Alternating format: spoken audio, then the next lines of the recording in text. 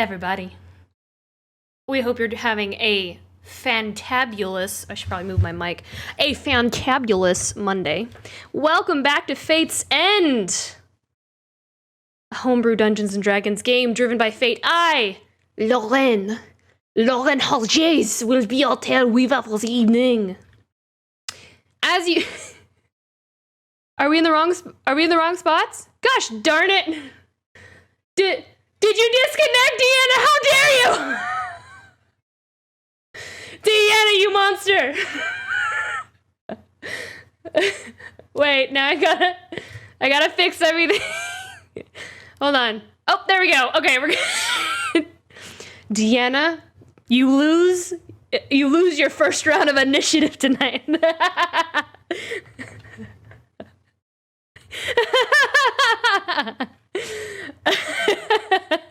There we go. We're back. Oh wait, hold on.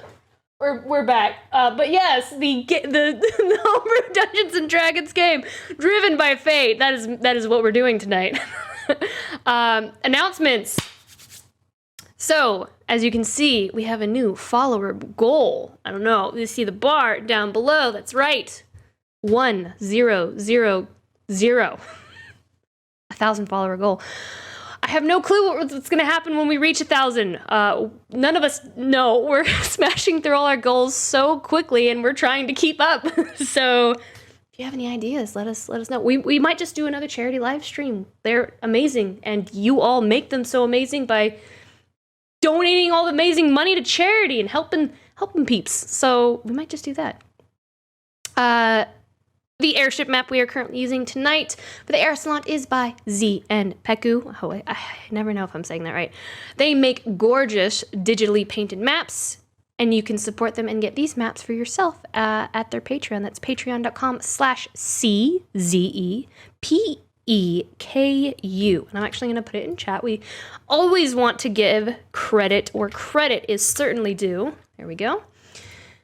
We also want to shout out Tabletop Audio. That's tabletopaudio.com for the ambience and music in tonight's episode. A lot of the audio that we use is from tabletopaudio.com. It's amazing, completely free to use in your own games, but please consider supporting Tim on Patreon so he can continue to make amazing sound sets. We currently support him and encourage you to do so as well. And that's Command TA, Daniel, please with cheese. We also use a lot of Artlist songs as well. We want to shout out our not our sponsors, our partners, Wanderlily Dice. They are a small handmade dice making company right here in Huntsville. They make sharp edge dice, dice jewelry, and other adventure items such as hand-stamped leather journals and handmade resin pens. You can find their shop at wanderlilydice.com and be sure to use our code Ink&Lyre10 to get 10% off your order. Shout out to our partner, Nine Realms Gaming as well. They create top-notch gaming accessories from the finest woods this realm has to offer. They make dice trays, dice belts, hero vaults, dice towers, all gorgeous. If you want to grab this epic gaming gear, visit their website at ninerealmsgaming.com and use our exclusive partner code LYRE10 to get 10% off.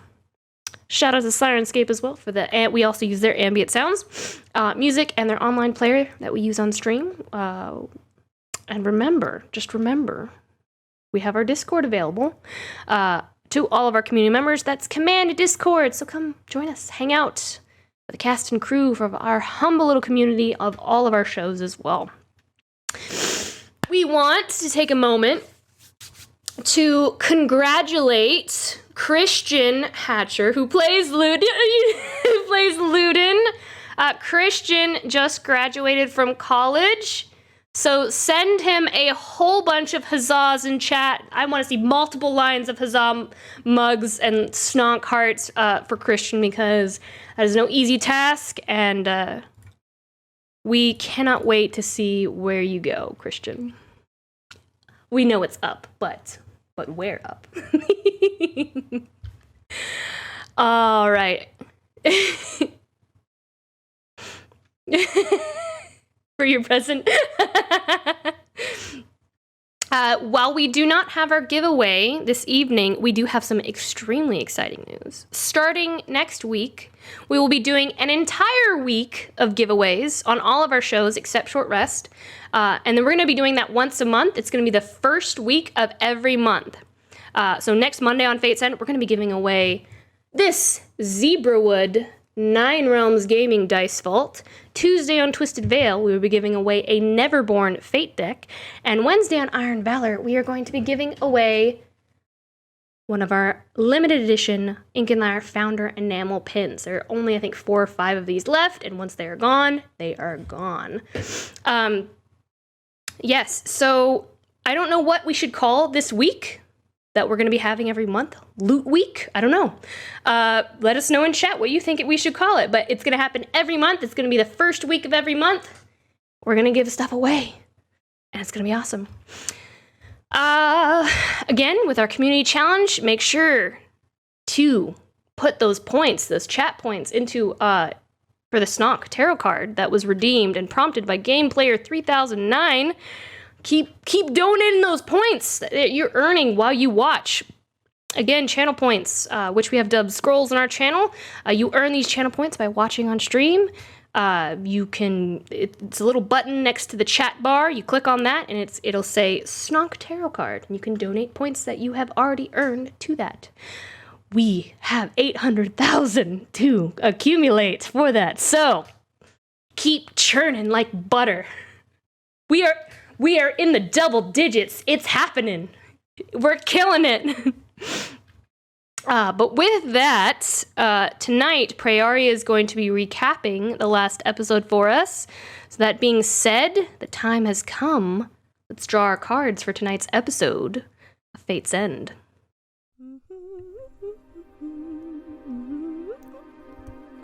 Kriye, hallo. It is I, Prayaria. I have very much to tell you. Come, sit. Okay, so, on the last time Fate's End, Binalai's friend god came to visit and talk. He did not like Luden much, but wanted Lyre to ask him many questions. What if I told you? He's garnered such a secret of his own, and he hasn't told any of you. Like a really important secret? He continues to move around the trees. And he kind of like brushes his fingers through his hair as he kind of looks back at you. Yes. Game. But the game. The game is simple, Binalai. You must always ask him questions. Never stop asking questions, Binalai. The sky is yellow. The oceans are waves of wine. If you find out his secret, you'll get another reward. I trust Lyre, even if I would like him to make better friends. Like Luden. They are like... what was boy sibling? Brother. Yes. Finn and Luden are like brother, I think. They fight always, even when doing nice things together, like training.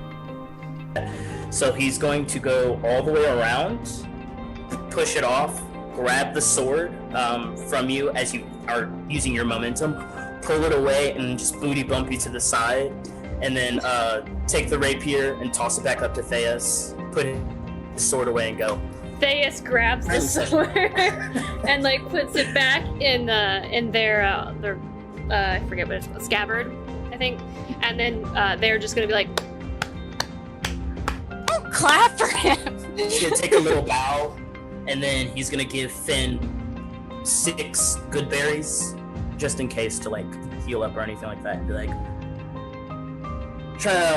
better luck next time. And then he's gonna go ahead and just start climbing back up the crow's nest. After training and breakfast, most of us go to work on the great flying ship, the Aerisolant. There is so much to learn here. Asperis and I learned together to cook the fascinating grease food. She likes less than I do, but she tries so hard. I do not know exactly what Urmir and Grom, the odd beetle man, do, but from the kitchens, it sounds like they have fun. So you and Grom take some time and work on Umber together, and he shares with you how to get him to fly, involving lots of different kinds of combustion elements, and there are some explosions. There are occasional explosions downstairs where, like, the rest of you every now and then will just hear, like, just feel this kind of boom, and the ship will vibrate very violently for a second, and then stop. Ugh, good. I am glad Mira is coming together again. We had become so quiet. But now, we must fix Samson. He goes to see Finn and the ship healer about his broken horn. Oh, okay. Pick up the wooden block. What is this for? It looks like a pestle, like a wooden pestle. And he's like, all right, bite now. This is going to hurt. But it is good for you. Horror! Sorry in Alright. advance, Samson. No! And he just, like, pours it over the horn. And it hurts so bad. You can actually, because it's on your head and, like, it's so sensitive, that you can feel it, like go through all the pain receptors of your brain. Ugh. If he can be healed, it will take much time. It is maybe good then that he has filled his time with learning better ways to bother the grumpy Luden. Though for Luden, maybe not. Since we are taking downtime, I will also say that I am slowly but surely spending this time sneaking around the ship, hiding from everybody, to work on my stealth proficiency. And also, like, not every day, but like every third or fourth day, I'm casting Hex on Luden and giving him disadvantage on dexterity checks, just so like he trips more often and like stubs his toe, that sort of thing. Wow. Then he has trouble going down the ladder, as part of my practice while I'm hiding and running away from these things. Surprised then that between Sona and his teacher Cobley, Luden would need some time alone. Esperis, a good friend, tries to give him this. She offers him her room when he needs, and he accepts. A small seed of kindness growing outward that we will come back to. Or maybe it will come back to us. Like a dream. Or a memory. Esperis uses the gift Sona gave her to see a life in the Feywild she was sure she did not have. The boy runs off as you look down at it. And you look back up at your father. He's looking at you from afar, and his face is stern. You have much to learn and improve on, Esperis. He pauses for a moment, pondering on that, on his own words. Esperis, he says again. This is the name you are given. It carries no power. It is one of the greatest tricks of our kind. And in time, you will know who you really are. This is the mantle of your summer. This is the way of the folk. Knowing is never enough. When you speak aloud this truth, I will know. Now, try again. Esperis, in this moment, you realize Esperis is the name that was given, but that you have a true name. You blink, and you are back in your room on the Aerisolant. 2 lives. One you chose, and another you didn't. I suppose her and I have something to talk about. But later. She doesn't seem ready now. Esperis, you look like you've been crying. Are you...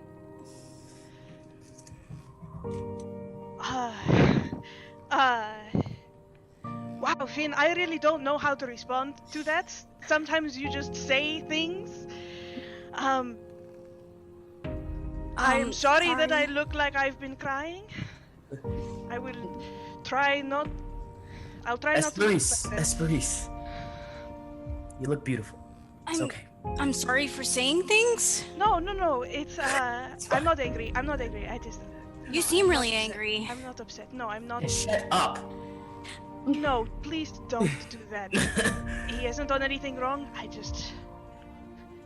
It's very strange. I used to, when I was a child, I was not so good at talking to people, and now I consider myself very good at it because I feel, I know what people want. But Finn, I never know what you want. I never know what you want from me exactly. So, what do you mean when you say that I look like I have been crying? Well... Sona suggests we try going flying to help Asparis feel better. I don't know how much it did, but I hope she can speak about it soon. If not for herself, then for Luden. You see, Finn finds out Luden and Asparis met together in her room and, well, he could use some help. And she didn't tell me. Would she, Finn? Would she really? Or would she not want to hurt your feelings? Because Asparis is that kind, isn't she? Are you sharing a room with her? Don't worry about it. If you're sharing a room with her, then you probably upset her to the point she's crying. And I'm sure she's just being polite and not saying that. And decided to take it out on you instead. Maybe. Does that sound like Asparis, Finn? To take out her troubles on the person that's, not making her angry? Well, I don't know. I mean, it's not So why really don't you like ask her? I tried asking her. And see how that went. Talking about anger, I thought I would have more for Samson. Instead, I'm angry at me. Or maybe how we are both caught.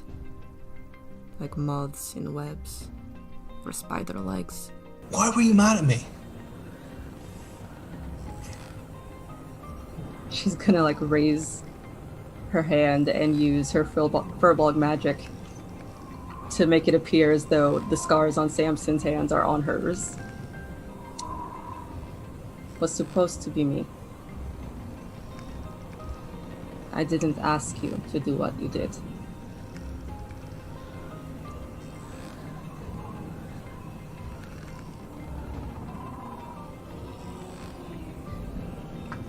But she's just gonna keep looking at the scars that aren't really there. I'll look at the scars that are there. As I said, it is just who you are. Sona tells me more about his home. The things that are against us, as he says. All these bigger things, and he says it's my choice. How can that possibly be true? Maybe I ask Luden or Asparis, who have their own big things to talk about. The reason I'm with you guys is because I'm still learning to live. I want to find my mom. I want to find my dad. I want to find my older brother because... Is this living? You gotta experience stuff, Asparis. That whole time that you just talked to me, you talked about your duty as some follower of Rimblaze, and look, I don't know about all the gods and stuff, but at what point in any of that did you tell me what you want? And look, you don't have to tell me what that is, and you don't need to, but I want you to know that until you find what you want, what's the point in all of this? Like, you're not living, you're just a slave. and sure, that sounds like you can make it sound like you're doing some really good things to help other people, but any god that doesn't allow his followers to live sounds more evil to me than good.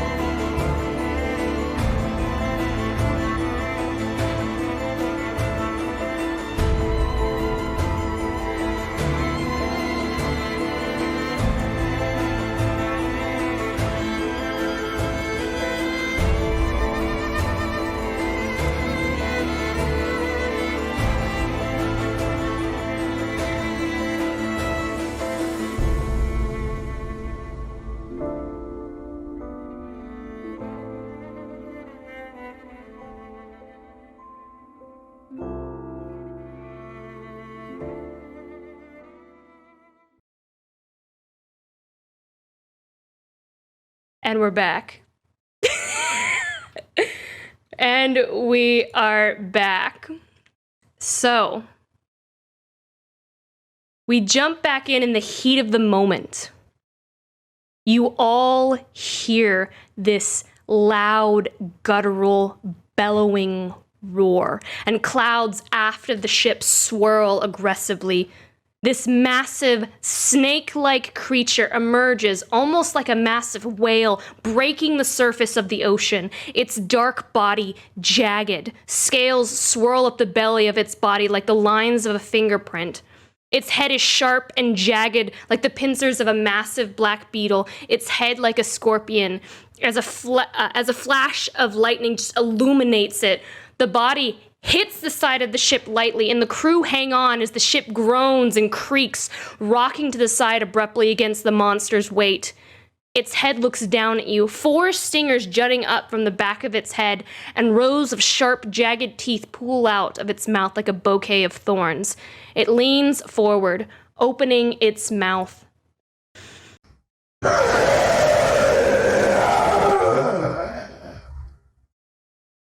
The rows of teeth visible all the way down to the throat. You can see as it just pulls back its jaw, and you see into the void of its belly. Gelatinous globs of saliva flowing forth from the maw of this beast. And it's time to get frosty. We've all rolled initiative preemptively, and Addie actually rolled a natural 20, believe it or not.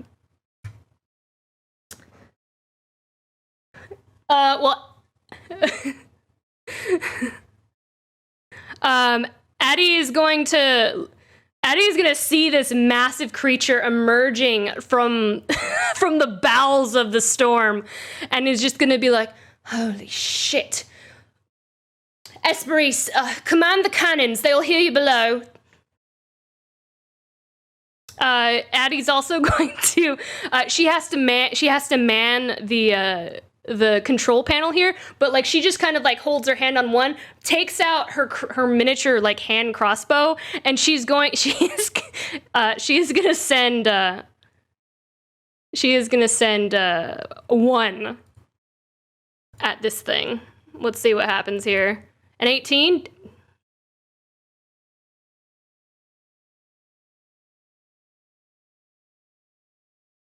There is fight music. Oh, you opened it too late. Here, I'll turn it back on. Can you hear it now? Can you hear it now, Daniel? Okay. Addie, we need battle music. Hey, Alexa, roll initiative. Oh, they can't hear us? Oh.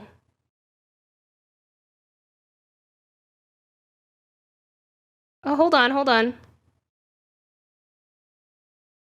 Hold on, everyone.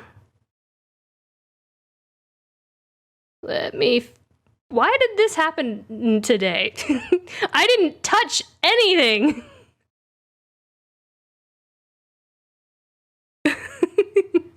Y'all can't hear what they're saying.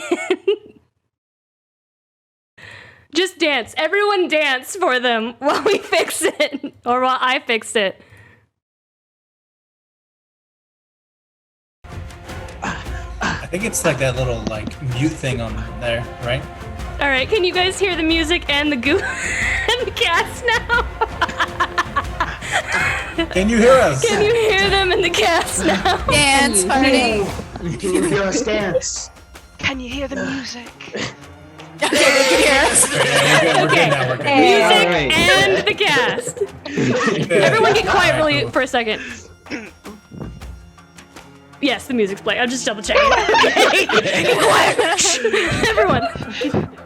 I'll start We want to be hearing able it to hear now. you, but I don't want to hear you that much. It's because I think I know why. It's because I played Phasmophobia and I changed my mic settings in the background so it would work. That's why. I'm sorry, everyone. This is my fault.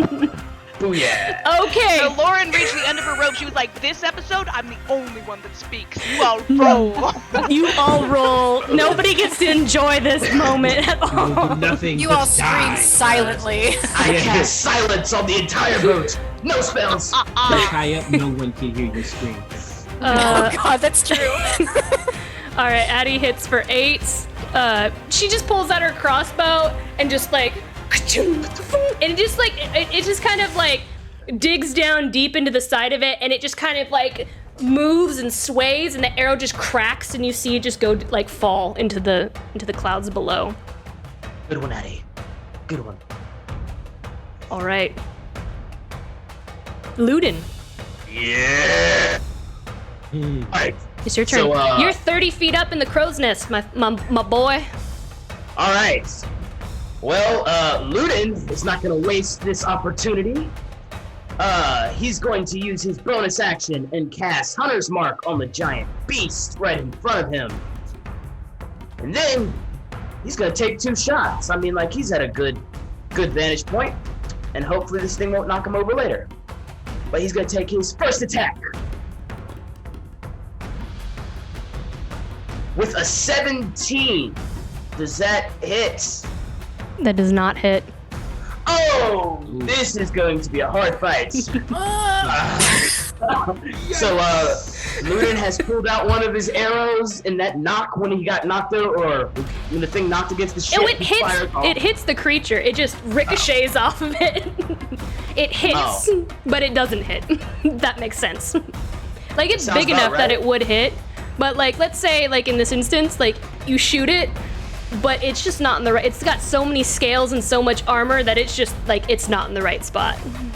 Okay. If that makes sense. Yeah. He's gonna try again.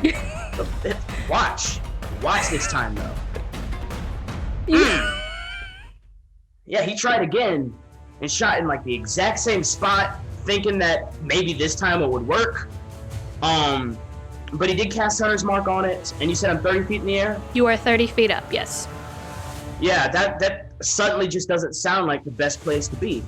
So, I'm gonna look over at Cobbly, go like, let's join the others and jump onto the ladder, and following Fanali's example, all the way down to the ground, and get prepared to fight this thing again. And I think that's action, bonus action.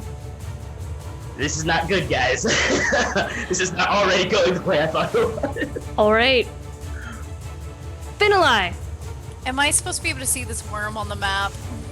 Because I cannot. So, I have actually put up the accurate settings for line of sight. As you can see, like Addie's cabin is like right there, so it would not make sense for you to be able to see it. So you'll have to move into position to be able to see your best buddy in the whole wide world. Okay. Can I hear everybody towards the front? Oh, you heard the mass. You know which directions it is in. You heard it like roar, and you probably heard the ping, like the pulling of Ludin's bow and like the ricocheting of the. The cannons. There it is. Okay. Murder it, Finn! Murder it! I'm totally good at murdering. Okay, I'm gonna summon my spiritual weapon to start out with, of course. Oh, let's see. Yeah. I'm gonna put it on the board. I think it went. Okay, awesome. And then it's going to attack. It's so tiny. In comparison, it looks like flowery falchion shows up, and it's like a quarter inch of the thing's teeth. Okay, here we go, everyone. Oh no! That is a natural one. Yikes. It is a unfortunately. natural one. Yikes. Okay. I guess I will also try to fling my. Where the heck am I on the? Where did I go? You're like right next to me. Why can't you? What do you mean? Where are you? I disappeared on the map, on my map. On things your aren't map? going as planned. Yes, on my screen. I You were I cannot invisible? see Finn. Ink&Lyre uses his full movement to flee the scene. He's very okay. Levi decides that Ink&Lyre is no longer needed on this plane and just blinks it out of existence. Yeah, I'll just use my sling. That's what I'm gonna try and do as my action.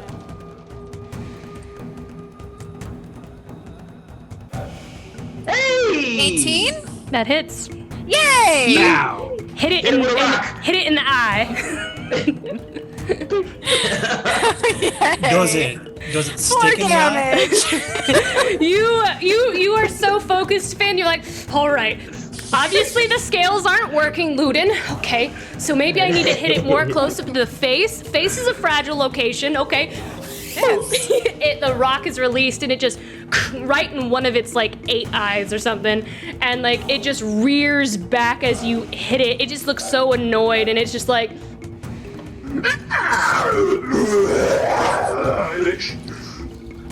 That's the only damage. Smug smile over at Ludin. It just shakes its head. It just lets out a small screech, and it shakes its head, and then you see just a small little like teardrop of blood, black blood coming down its face. I have a follow-up question. Are we looking at, like, it's stuck in its eye, right?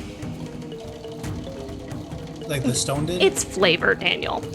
He said Okay, it's bored. It's actually bored. And like the eyes are all these little black things up top, right? Mm-hmm. Alright, cool. Or are they like holes? Yeah. Are they like those arcade games where you put the ball and then This is an important question for me too. Does it appear to use eyes to see? Yeah. It's a weird question, but does it use eyes to see, Lauren? Uh-oh. I think it'd be hard to know that. Uh-oh. It I would mean, be if it's hard to just know. eyes, it's looking around. Okay, no, that's cool. That's fine. No worries. No worries. All right. that's it for me. That brings it to the massive Sky Reaper's turn. Oh wow, look at that. Okay. Storm Reaper. Holy The crap. the Sky Reaper. Like that. It Ooh, what is it gonna do? What is it gonna do? Go around the ship and just Yeah. go about its business. Yep, it said, this is too much. I can't fight anymore. You know what? Sorry, guys. I didn't even see you there. I'm gonna just. Hey, you need help going through my storm? Like, I'm gonna lead you out. Hey, he can ask us for our insurance. We'll Yeah, gladly we give it to will him. gladly get to him. So, Yeah. quick fender bender. And just move on. You just keep it moving. It is going to move under seeing Ink&Lyre, and it hit him and do a little bit of pain to it. It is going to. You see it disappear underneath the ship. Finn, we won! You did it! No. You did it! That is not good. We meant eyes. And it is actually going to disappear under the ship because it can't quite my make God. it. Wait, hold on. From here, Terrifying. from here. That's 0 feet! Yeah, it's gonna make it. too. It's gonna make it about right here. It's under the ship. You can't see it. Is it wide? Okay, Why cool. do that? It disappears.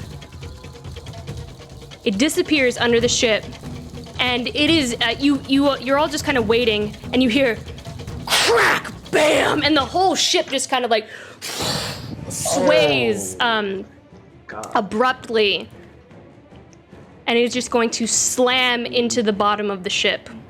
And it's gonna miss. Pretty big target. It's aiming for the hull, right? This would be the hull of the ship, yes, and this would be Okay. a slam against it. Yeah. Oh, we have saving throws. Wait, the ship needs to make a saving throw? With a +2. No. No, I made a. I just don't worry about it. That I edited an old stat block. There shouldn't be a Constitution save on that. Don't worry about it. The ship is poisoned. The ship is poisoned! Oh no! Ship's a little drunk. It starts wavering in the wind. All right, Oh! Wait, is that enough? that's a 21. That will hit. Yeah, the AC of the hull is 16. Okay. Oh, the whole 60. Ew. Oof. 15 points of damage. It 15 does say Yeah, for the hull it does say damage threshold 15. I don't know what that means, Lauren. Are we already going down? No, I don't know. No. It has way more hit points than that. It just says damage threshold 15. I don't know what that means either. I'm just ignoring. I'm just ignoring that. So. Sounds great to me. I love ignoring it. I don't know what that means either. So you all feel like the whole ship just kind of sways, and like you're all just trying to stabilize yourselves and try to stay up, and then it comes at it again and crashes the bottom of the hull as it flings its entire body against it. That will exactly hit. Wow. Okay, cool. 20. That is 20 damage. As this happens, and the whole ship is just like, I need everyone above deck to make a deck save, please. Cool. Yes. Last time I said that I had immediately gone into the air, but I hadn't rolled initiative yet. I'm on the boat, right? You are on the boat. Okay, yeah, track. Awesome. Oh yeah, beer. I got a nat 1. I'm very frightened. You know, hey, Luden, you know we like this. We like this whenever anything goes down, you know. When things go down, we ready to fight, boy. That's how we All do right. it, man. Let's see. Going back up. Luden, you're fine. Daniel, what did you roll? 5. A 5? Okay, you fail. Addie's fine. Finn, you fail. Esprit, you definitely fail. Everyone that... I'm waiting for Adeline to tell me what to do when the ship gets hit. Just like, is there a protocol for when I'm falling over? Adeline, please! Everyone who failed, you fall prone and you slide 2 squares to the right. Oh, snap. Okay, cool. I'm in its belly. No. Update? Well, so Finn is like hanging off the edge. I can't even see my thing. I'm gonna I'm gonna refresh. You are 2 squares away from falling off the edge. That's what I you want. would assume with the way that the ship is built that there are like walls along the side. It's not There just are like walls. There are walls along the ship, but Christian just wants me to fall off. I'm gonna go ahead and I'm gonna move Finn for Danny. But yes, if that happens again, You go. that's gonna be rough for you. It's okay, because as You Grace have can dimension fly. door. I've got tiny little arms, but I'll do my best. You got dimension door. You'll be It's fine. alright. I've got feather fall. You'll be okay. Oh my god. Better all the way down here. I'll be watching. Finn, as you slide, and then you hit the side of the ship, and you're just kind of like looking as the ship just kind of like pulls this way. You're looking like directly over, and for a moment, because the ship is turning sideways and allowing you to look down a little bit, you can see it, and it's just like coiled up. You see bits of wood just kind of like coming out from the bottom of the hull, and it just like turns its head and it looks up at you. And I've got a thing for you, Finn. Oh gosh. We forgot to charge the dice. And you just hear this low like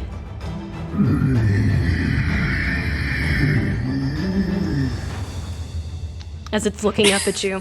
Guys, I think it has acid reflux. We have vulnerability. And it can't quite reach. I think at this point where it is, it can't quite reach up to snap at you just yet. Just yet. Just yet, yeah. So that will end its turn for now. Cassius, I wish it wasn't your turn yet. Go murder it. Let's see. Cassius is going to. He's going to like unsheath the dawn of the Feywild, and just this light just erupts from it as he does so. And just it's in flames. You hear the. Were those the flames? Yeah. Okay. The flames roar to life, piercing the darkness of the surrounding storm. And he is going to run over 5, 10, 15, 20, 20. Over to you, Finn. Stand here. He's gonna hold his action, waiting for it to come up. Murder it. Praeria. Beacon of hope. Okay, it's still under. It is under the ship at this point. The ship has leveled back up. Like Finn, you got to see it, and then it leveled back up itself.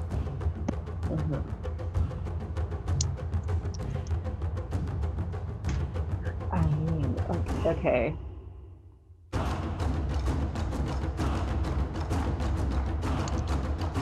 Are there places I can attack it from like lower levels? Like, I don't know, are there windows I can like stick a sword out of? I mean,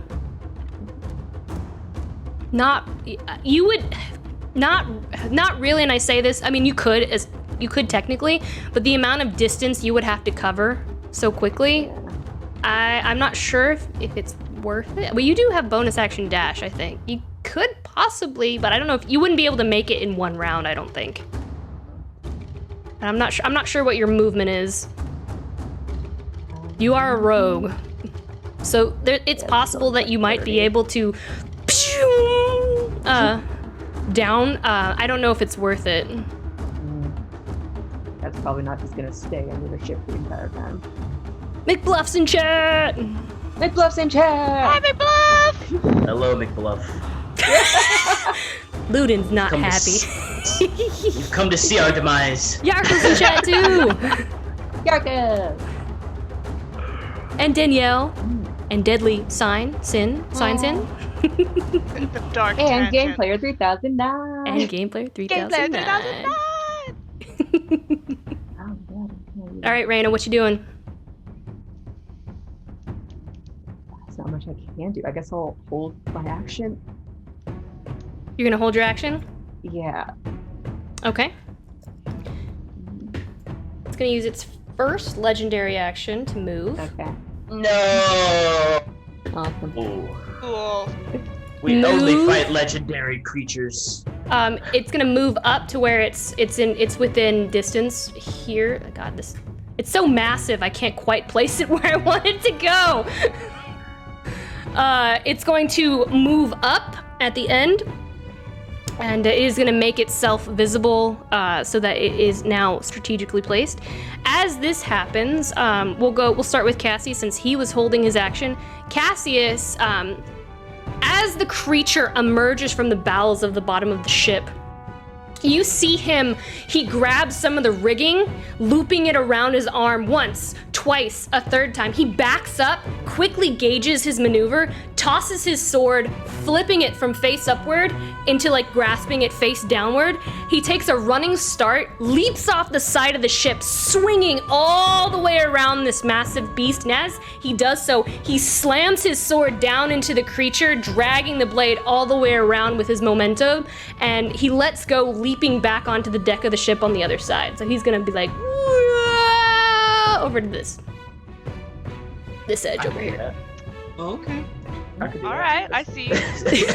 All right, Cassius. Didn't forget how to fight. All right. Right? Cassius. Some skills never go away. So I ride a bike. It's like riding a bike, yes. All right, let me do that. Lots of things. It's okay. He has a plus 13 to hit, so. 1v1 me. Oh my god! He That's ran. all right. 30 for the first one, and a 22 for the second one. In miracles. Like I Came said. along. Okay, guys, new plan. And, Just buff the hell out of Cassius and let him handle everything. And he'll save his spell slot smites, I think, for now.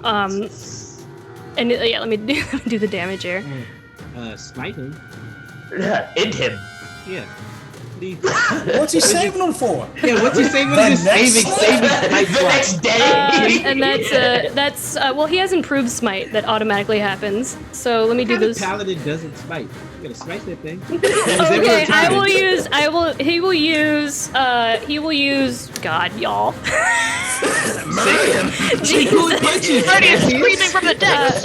Yeah, everybody's like bullying him, like Cassie's her smite that. He will I told you had to be useful. he will add 2 first level smites to each of those hits, which that total with his improved smite is 4d8.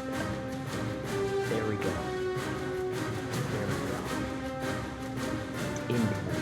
So See my next multi-class coming up. total, the demigod Cassius does 41, 50, 60, 75 damage? Did I math right, Daniel? 75 damage? I see 19, 20, and 15. I don't know. I think it's more than that. Yeah, 200. Oh wait! No, those are his attack rolls. I'm sorry. Yeah, 19, 20, 15. I was counting the 22. I was adding it together. I believe that the monster is unconscious. No. It's 54. It's 54. I think it's falling now. 54. You guys, I swear to God. 54 damage from Cassius. Yeah, good. And with that, break it's out the scared. navel. We win. It's scared and runs away. Hopefully now it's not looking at me anymore. Look at him. Still going after Finn. My eyes still hurt. I'll get him. His All injured right. eye narrows. He has 2 All right. attacks. One for you, one for... No, he took both of his attacks and he smited. He's good. So that will end as he does so. You see like this radiant light burn mark coming across the back of and all the way around the creature, like 180ing, and it just kind of like it just screams in absolute pain.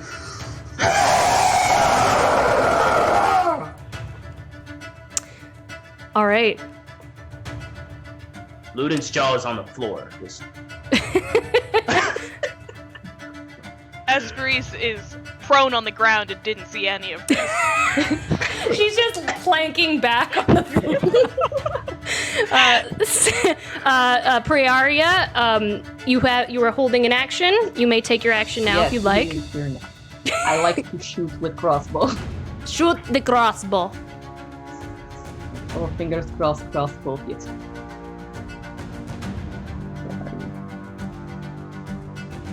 Oh my god. You could do it, Praeria.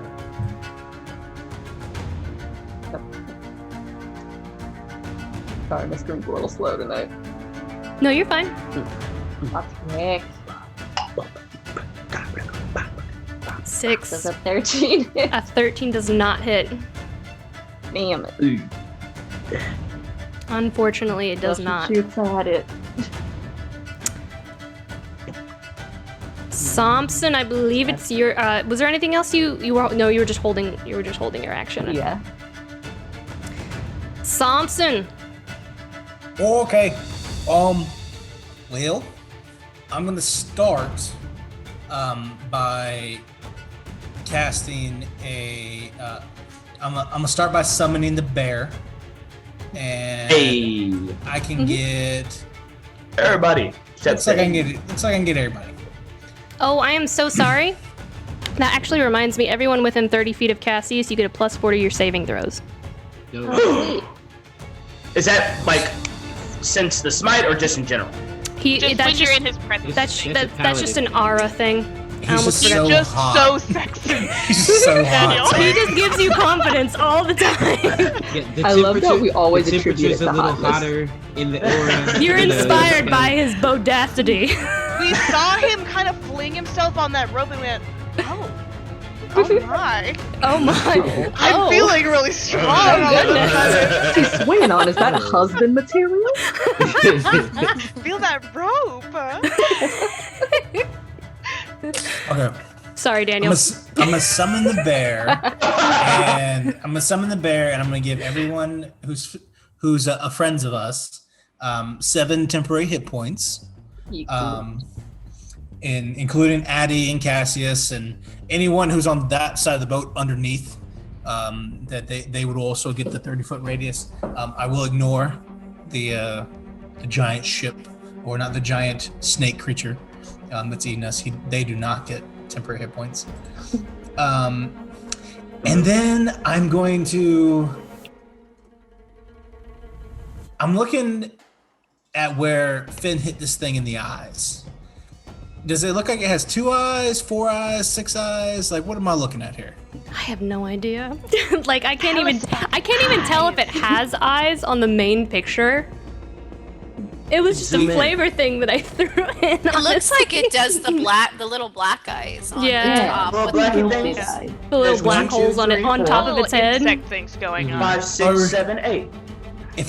If we're calling those eyes, then I'm gonna assume that this thing can see. Okay. And that it's not like using the air currents or it looked at echolocation, me. right? Yeah, it did look at see. me. It gave me a dirty look. It was like, this person. Stared Finn in his soul. I'm gonna run as close to it as I need to, and I'm gonna cast darkness on that rock that Finn put in his eye.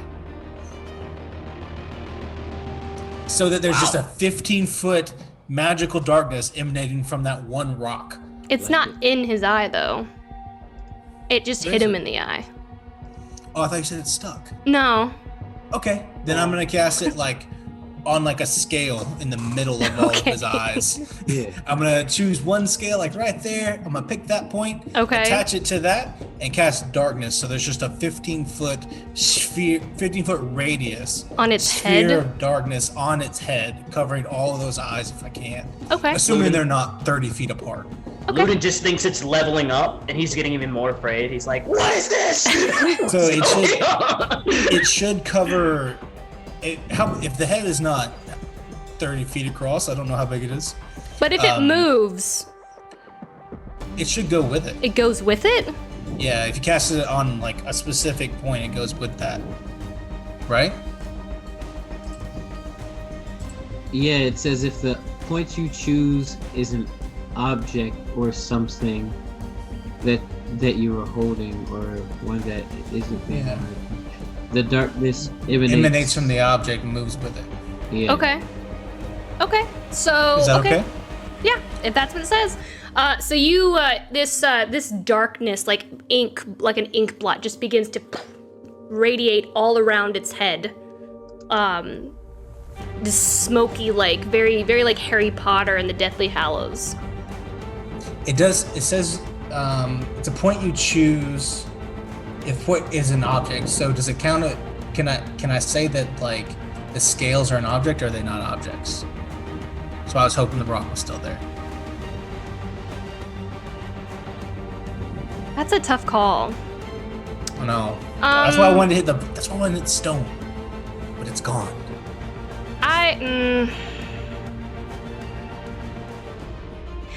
I'm inclined to say no, because I would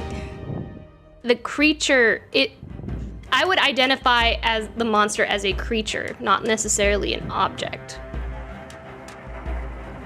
And the stone fell out? Yeah, it was just a flavor thing. Okay. Alright, step 2. Put something between its eyes. Step 1. Okay. I'm gonna yell out, "Someone shoot it between the eyes, preferably with an arrow." Got you. We can do that. And then, then I will, because I know since that won't work, I will go ahead and I will Goldrick blast it. Okay. And hold on to that spell slot and stuff.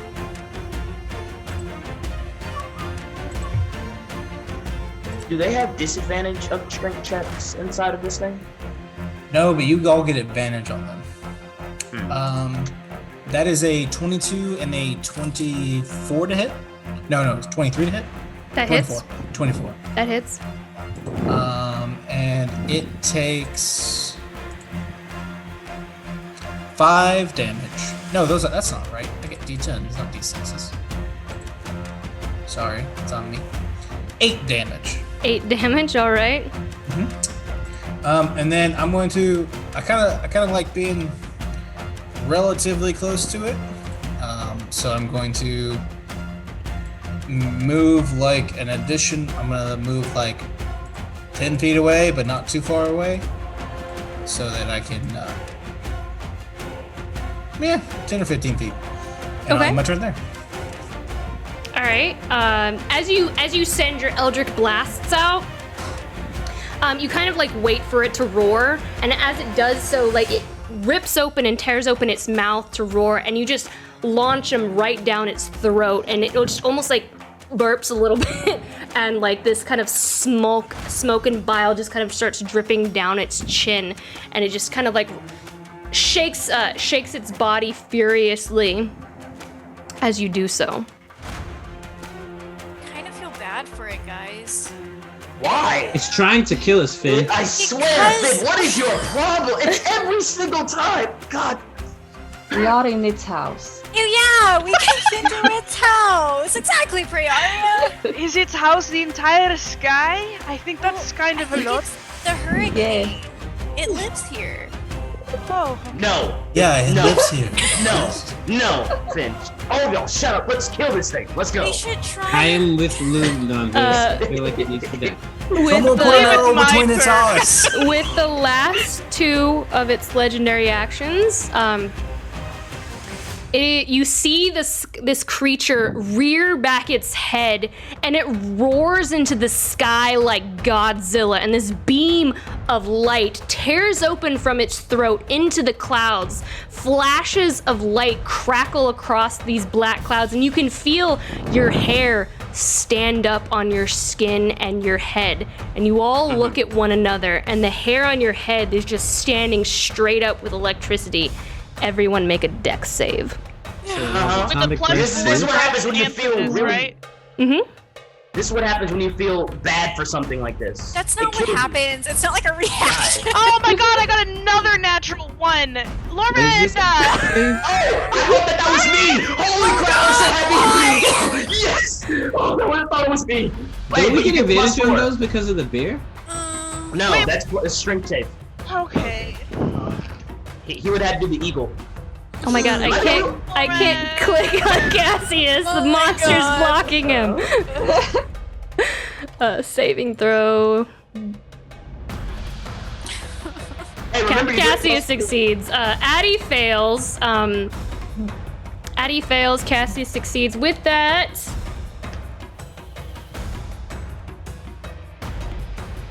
I still feel bad for it. you all take 16 lightning damage. Those of you who succeeded take half. Got a natural 20. Does that get all of it away? No, we don't do that. Okay. Yeah. I'll You take said it was 8 damage. 16, right? 16? Yes, 16.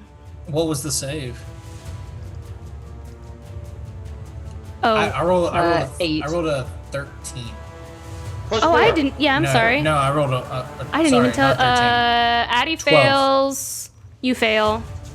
Oh, remember we had temporary. What was it? 7 temporary hit points. 7. Yes. temporary. Seven Yeah, temporary Breeze and a plus fails. 4 Keep that to in mind. saving Finn, throws. Finn, you fail, obviously.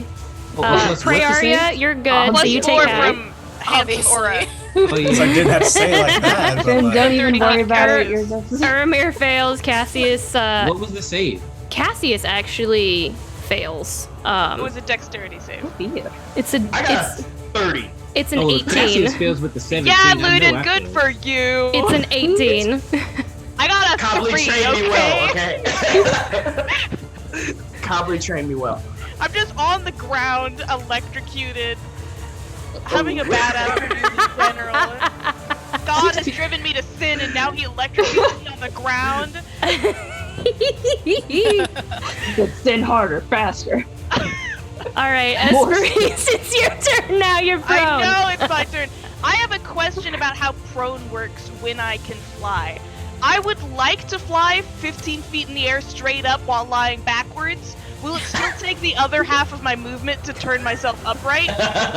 We'll say that yes. You have to stand up in order to like your wings are you're flat on I your can't back. just No, you can't just like levitate like Chris Angel, you know, levitating off the ground. So I'm gonna stand up then with half my movement, fly up 10 feet in the air in a panic. I'm gonna clock Finali over, like, slammed up against the wall in that corner, and I'm going to move 5 feet that way. It's not gonna make a huge difference, but that's all the movement I have.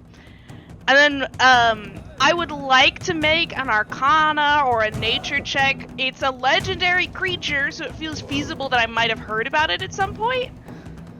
What's this guy's deal? Okay, make a nature check, we'll say? No, a history check. No. History check? Okay. Yeah, all of my check. knowledges are the same. What do you want? I will know. What do you want? What are you looking for? What are you trying to know? Like if you want to know the history of the creature, the legend and lore. Is this his house? What is it? A territory dispute? I want to know why it's behaving this way, and if the only way to deal with it is to kill it. And if I happen to know if it's vulnerable to things, that's also awesome. But mostly, I just kind of want to know. I guess it'd be the history of the thing, like its behavior. We'll just say it's a nature check. Okay. Is that a bonus action to do that, or what would that be? Okay. Are you proficient in nature? I am proficient. Okay. I got an unnatural 20. Okay, so yeah, this creature, I mean, it's one of those like kind of myth, legend, lore type things, where in the same way that like sailors see like monsters in the ocean, there are myths of creatures that live in the sky that take harbor within the clouds, and that is their home. This is essentially this entire storm is like a nest for it. And the closest I can like kind of relate this creature to, it's almost like a rattlesnake, and it's kind of like wrapped or coiled around its eggs, and like the thunder. Wait, am I getting the idea that he might have babies in here? You don't know, but like I'm trying to make the reference of like in the same way that a rattlesnake rattles its tail, like the lightning and thunder is not like oh, this is so happy and wonderful. No, it's like a warning sign almost, right? You don't go into a thunderstorm because you're gonna expect happy things to happen. No, in the same way that a rattlesnake rattles its tail, this is like, stay out of my clouds. This is my land. This is my territory. Don't come in here. Okay. And we decided, fuck it, we'll just fly through it. What's the worst? We didn't know it was its house. Danny, our resident zookeeper expert here, would know.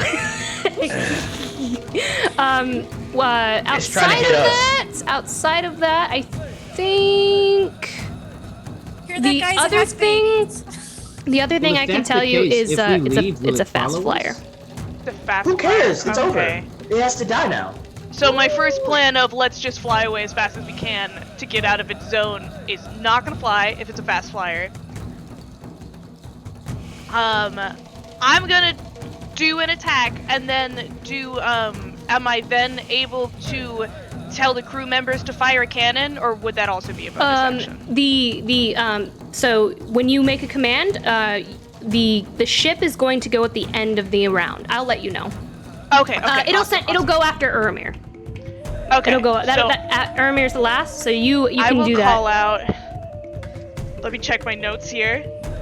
Murder it. Port side. And then I'm going to cast Guiding Bolt at 3rd level. And pray. Dear Rembes, I am about to shoot a guiding bolt at this creature. I am casting Guiding Bolt, and I am letting... So just so that the crew knows, it is on the port side. If you were to shoot, it is over there. Thank you very much. You're all very kind. Don't die, please. I got a 23 to hit. Yes. Jeez!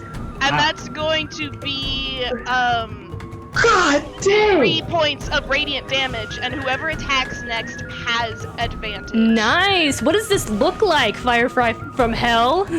My Guiding Bolt is, it's the light lifts off my skin is normal, but like under this kind of like foggy cloud of rain that we're within. It's almost like the blue just lifts out of my skin, and a fog of mist of light just flies straight towards the creature and kind of flashes over its face. And as the fog cloud kind of rolls away from it, parts of its exoskeleton peel back, kind of burned away by the radiance. You're making it prematurely shed. Yeah, I'm molting it. You're molting him. With the power of God. With the power of God. Yeah. I heard this story. If we make it shed enough skins, it's a human in there. What? Y'all be, God. A game player. Well-known tale. A game player in chat. Mom, don't come in. Wonderful. That's the end of my turn. Because I commanded, I bonus actioned, I actioned, I kick flipped in the air. That's it. All right. Uri. Alright, let's get it. So, seeing all this happen, Ermir is looking at this giant creature. He's going to reach into his bag that he always keeps on him, and he's going to pull out a small little device. Looks like it's made out of like an old can, but it's got like a bunch of different like a bunch of little electronic like connections inside of it. It's got 2 buttons on it. It's got one button that looks like a giant, like a bear, and it's got another button that looks like a little cockroach. And he's going to point this makeshift device at the creature and push the cockroach button and cast reduce on the creature. Cockroach! Oh, wow. Make it tiny. Yes, make it tiny. So I'm gonna need a Constitution save. A Constitution saving throw? Yes. He's back. That is a Danny, I 20. suggested you go make an animal handling check on this guy, and you went, oh no, I don't think I should. And now look at you, Danny. Look at you. You said a 20? That was a 20. Oh crap, that is not good. That is gonna save. Ermir stands there and he's like, Yeah, it kind of shorts you out. I charged this morning! Is it waterproof? Is that what it is? Oh, no! Okay. That would have been cool. Let's see. Try again later. Let's see. Yeah, I'm gonna have to. Let's see. I don't have much in the way of a bonus action. Can I? Let me see. You what? It's got to be a creature. I guess I can't sanctuary the boat, can I? It says. You can't sanctuary the boat. No. Hey. Unfortunately, you cannot do that. Hey, you gotta try these things. Crapsky. I don't know. I guess I'm gonna he's gonna curse at his little device and tinker with it to try to make it work some more. And he's going to move closer to the center of the boat next to Loon just in case he falls off again or anything. You got this, dog. Yeah. All right. That end your turn? My turn, yeah. That puts us at the top of the round. You hear... Wait, the cannon! Wait, the boat! Well, that's what I'm about to say. I'm about to do that. I was about to say you hear Theus. You hear Theus below deck. They have a very feminine voice that probably back that tall woman form that they took earlier. And you hear, "All right, lads, fire!" And you feel this kind of like rumble and like the I forget what it's called, like when you shoot a shotgun and like the pushback or whatever. The entire Recoil. ship just the what? Recoiling. Recoil, thank you. The recoil from it and the whole ship just kind of like creaks really back abruptly and like and like the creature just like it just kind of like almost like a very fast muscle spasm. It just lurches to the side and like its head just kind of leans over the entire top of the ship, almost like halfway Free Willy style. And it just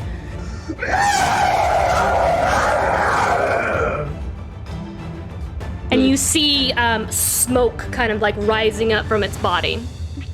Deanna, you may roll the damage if you'd like. Ooh. 5d10. Well, 5d10. Yes, absolutely. Let me put my glasses back on so I can do this in a professorial way. It's getting real. The glasses are on. 5d10, right? Mm-hmm. Big damage, big damage. 32. I rolled Nice. two 10s. Okay, Nice.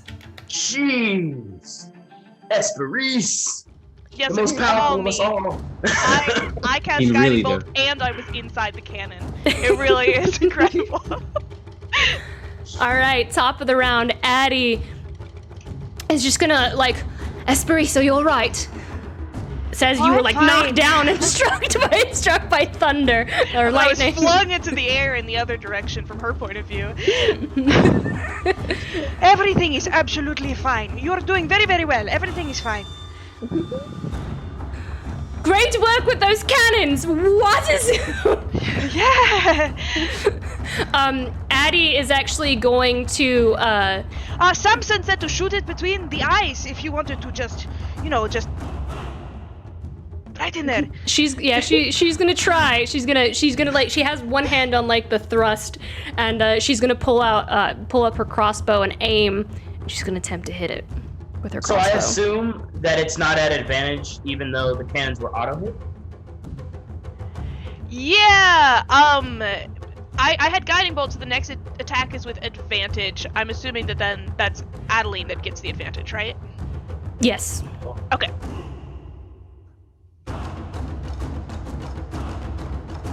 Love it. Wow. Beautiful girl. 27. Wonderful, beautiful woman. I'm talking about. That a natty? She aims and hits it in one of the eyes as it was like kind of leaning over the top of the ship, and it reared back, and as the head began to kind of like rear back and like try to become more vertical once more like a snake, she just kind of takes aim and lands right in one of the eyes, and it just kind of like rears its head and tries to shake it, and you see this small little arrow like sticking up in the middle of its head, and it just kind of like coils back like a cobra.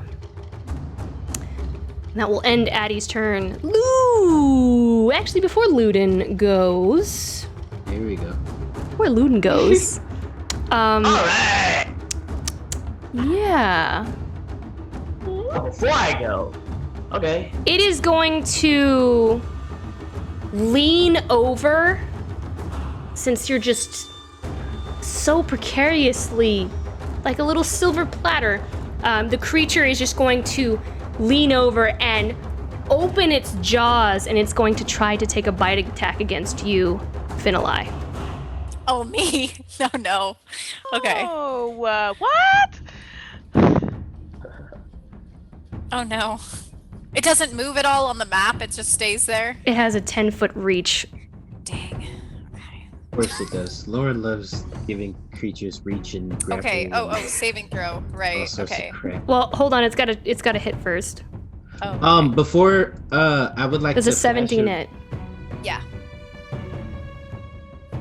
What were you saying, Yuri? Before Finn rolls that saving throw, I would like to flash a brilliant stat and give him So you have +4. +8. Yeah, so now you have Because you're plus in 8. 30 feet of Cassius. I don't think Finn has to make a saving throw yet. It said? Oh. Are you it's, good? it's a different block, different stat block. Oh, okay. Or maybe, I don't know. We'll see. So that one does. We'll get to that. That one does hit. Oh, 30. That one does hit. You are gonna take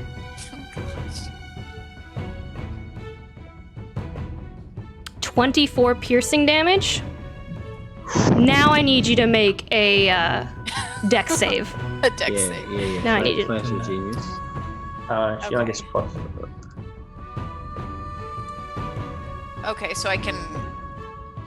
Alright.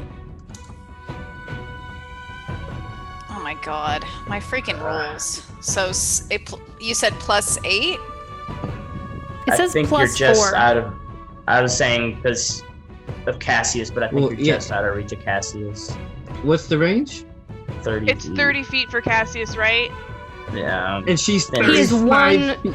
She's Oh my god. 35 feet yeah. away, But Yeah. you do get to add Uramir's intelligence. which is a Right. +4. It's a +4. What? Oh yeah, only strength saves in the thing for Samson's thing. Only dexterity. Yeah, strength saves. Okay, so 8, 9, 10, 11, 12? 12, because it's 8 plus 4, correct? Yeah. That Yeah. does not save. Yeah.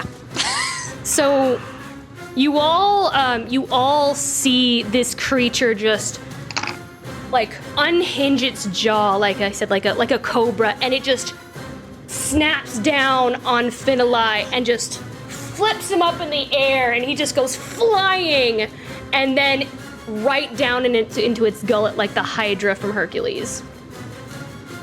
Like I'm swallowed. You are swallowed. Excuse me? You are now blinded and restrained.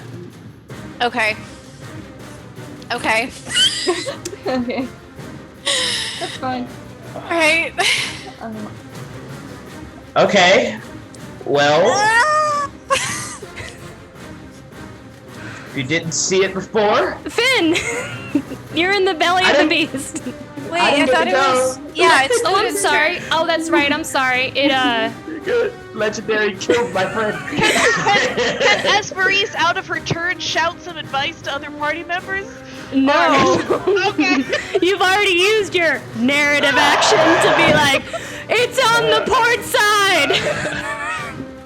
Yeah, so at this point, I don't think like the party has really seen it much, but so with the blood on his staff, I to remind you guys, at the end of the episode, he put his hand on, or not his staff, his bow, and it went like all the way down, and so his bow is actually like glowing a little black and red, with the blood magic energy.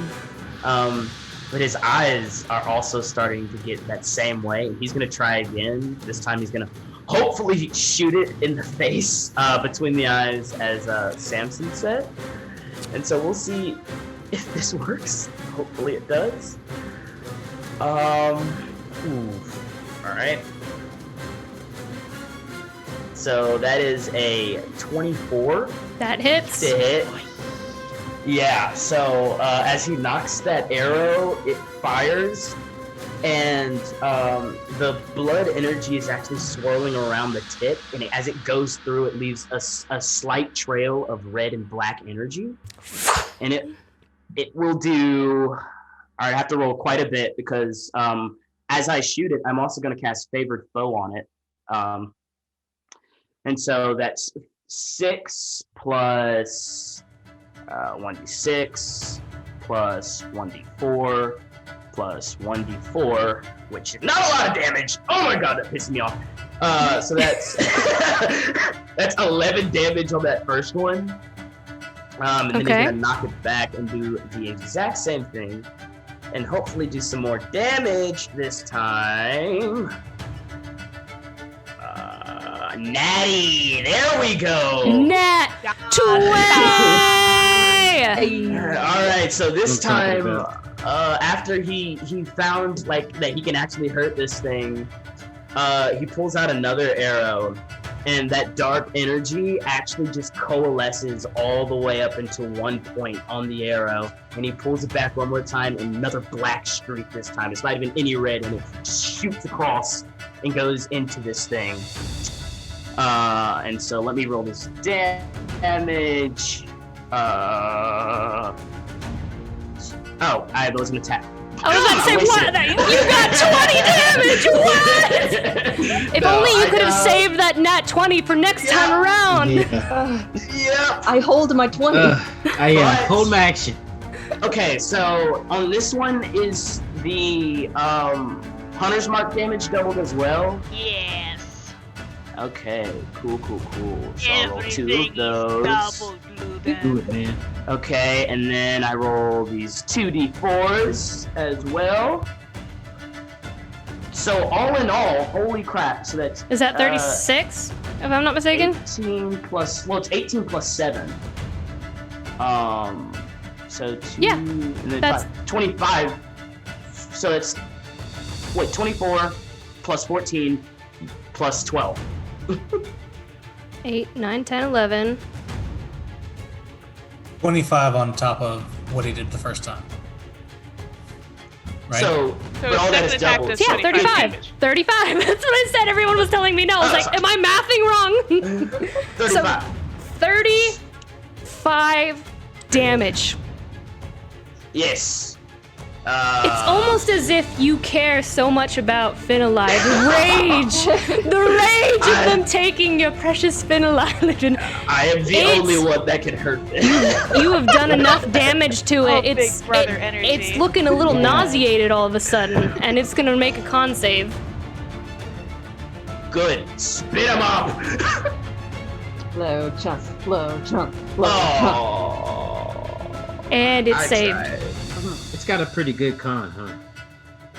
Yeah. Yep, Size it of a building. does. And so at that, hopefully I got it in the eye. I don't think I can really do anything else. Let me make sure. I'm looking for this blood curse, but I think it's an action, not a bonus action. Yeah, well, I feel like you've done a lot. You've marked it as your favorite foe, which I think is a bonus action. Oh, favorite. Okay, sure. You did. Well, blood Luden will curses. sit- Blood curses are typically bonus actions, but I think you already marked it as a favored foe or some. You did some. I sort of- already crimson righted my my thing before Okay, it came down. that's probably Yeah. it then. Yeah. Last episode. So I'm gonna sit there, just kind of fuming a little bit. Just pissed that Finn got 8. Especially it's anger after all we did all that training, and Finn still got 8. Oh, it's Finn's fault. Oh, okay. I just wanted to double check on that. Of course it is. So there's a little bit of like, dang it. It's Finn. Always That's my sad. fault. But at the same time, it's we shouldn't have been doing all this training if you're just gonna get eaten and die. So at that, Have I I'm taught going you nothing, For Finn? a giant worm, specifically. I'm gonna just stay next to. Actually, I'm gonna get a little bit in front of my pal Ermir. Who knows what'll happen to him? But otherwise, I'm good. All right. Yeah. Move. I want to move. Oh, that's right. Ink&Lyre. Okay. You are blinded and restrained, and you are standing in a puddle, a massive puddle, probably up to your waist of stomach acid. Oh no. Okay. All right. And surrounded by teeth, I assume too. Yeah, there's right? small spikes. You see, you look around, and like, you're blinded. I guess you don't see anything, but like as you kind of like feel the walls of this. Feel around. You feel around and you feel like these like small thorns, like the teeth of the inside of the stomach. And like every now and then the stomach just kind of like contracts and like you just kind of like, okay. As the stomach tries to start digesting you and the fluid like moves up and then back down as the stomach. Up towards his mouth. Okay. All right, so he's just kind of like freaking out, having a major panic attack in this dark, spiky, acidy place. And he is going to try and summon his dimension door at his feet and fall through if he can do that. Can I do that? You have to see where you're going, if I'm not mistaken, right? No. It says you can visualize Ooh. 500 feet. So I'm going to visualize. Yeah.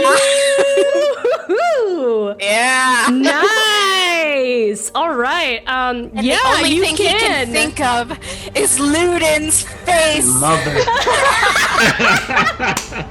So I'm gonna try and teleport right by him. So, Right into his arms. so you Into his arms. you cast that spell. Good thing I moved in front of Ermir, and he's more in that spot than me. So He just visualized your face. He's going right towards you. Not on top of him.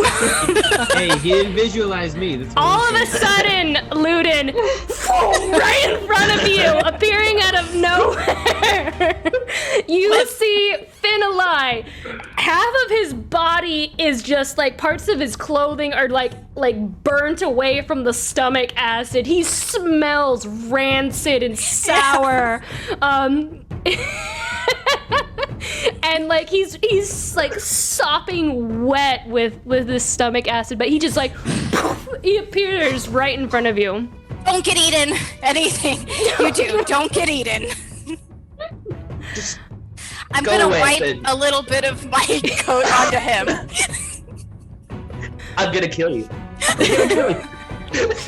Danny's so clutch. I'm gonna kill you. So clutch. Man, that's twice now. So clutch. Very well done. Very well done. All right. Do you still have a spiritual weapon up? Can you like whack him with your golf stick a couple times? I can move across it. the back. I can move it, but I can only move it like 20 feet, so I'm gonna move it like Next to us. here. There we go. Whizzing right. past his head. That ends your turn. Yes.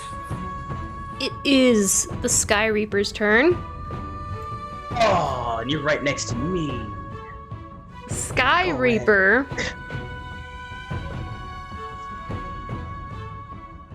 Sky Reaper is going to look over at Cassius and attempt to, since he is so close and he's infuriated this creature, he is going to look at Cassius and he's just going to like rear back. And he's just gonna come down at him and attempt to bite him. Let's see if he's able to do so.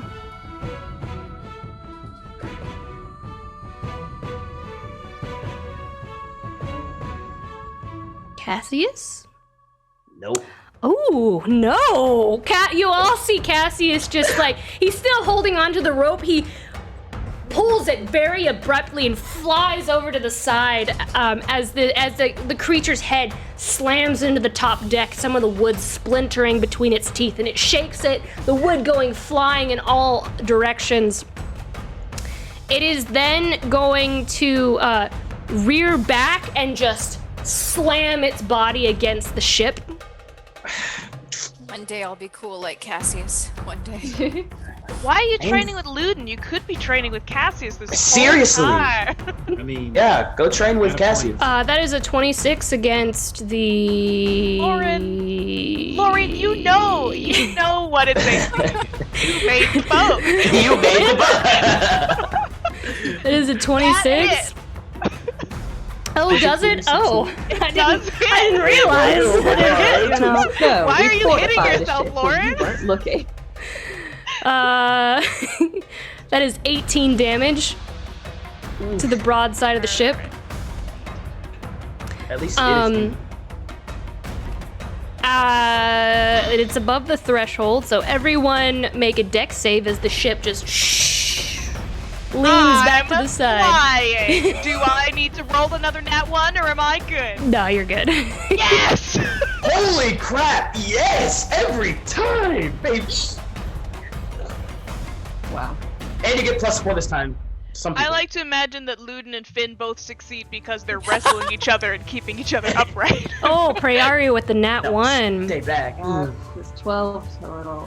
It's true. I'm grabbing onto Luden's sleeve. He is trying to push you off. I love the relationship that you guys have. I really do. It's what we all strive for. Cassius saves. Let's see. All right. Daniel fails. Luden succeeds. Finn succeeds. Praeria definitely fails. Addie succeeds. Ermir fails. You all move 2 spaces to the right. Does he move into what was me? the save? Or Was it an 18? You don't know. Okay. is it a flash of brilliance in the future? Question. You don't know. He didn't hit me, did he? Or did he just go through me? No, with you're dexterous enough. You probably, honestly, it's like that scene from The Office where Jim like moves out of the way as Michael falls into the koi pond. You move out of the way, and Ermir's just like, ah! Thanks, bro. My bad, bro. Ow. All right, so that was one slam. With that, let's see, who's right there? That's nobody. Okay. Let's go eat him again. It is going to rear back again. The whole entire body is gonna arc over and slam itself down on top of you. Let's see. Does it have 3 attacks? Three It attacked attacks? Cassius and the ship already. It does have 3 attacks. Okay, that's cool, Lauren. That's this? cool. It does Love have. it. It didn't get to take its 3rd attack last time because it went under the ship. No, it's fine. It's fine. And it is going to hit. It's gonna hit you, Praeria. Excellent. It's gonna hit you. It's gonna hit you. Its whole entire body It's is going to gonna miss you. come down, and Holy this shit. is a 23 hit. No. No. You. Oh, that is not what I. That is. Oh yeah, that is correct. I thought those are d20s. That is 17 bludgeoning damage. Cool. And I'd like to hellish rebuke. You may do so. Wait, why can you do that? No, don't worry about it. Don't you worry about it, Uri. Don't worry about it. What does this I look know like, why Praeria? Samson can do it. Hold on. I tried to find my thing. I'll hellish rebuke the soul, the demon worm, or the demon snake, the demon scorpion snake. I love we've been playing for apparently 32 episodes now. And Ermir still has that same question that he found out like at episode 14 or 15. Ermir's looking around like, does everyone else see this? Yeah. Well, has she done this? He still Yes, she has. has. Several times she has. And every time Ermir's has gone, is she supposed to be able to do this? Every time. Every time. It's because I'm usually unconscious halfway through the battle, and then I wake up and I'm just like, was it all a dream? Who knows? Okay, so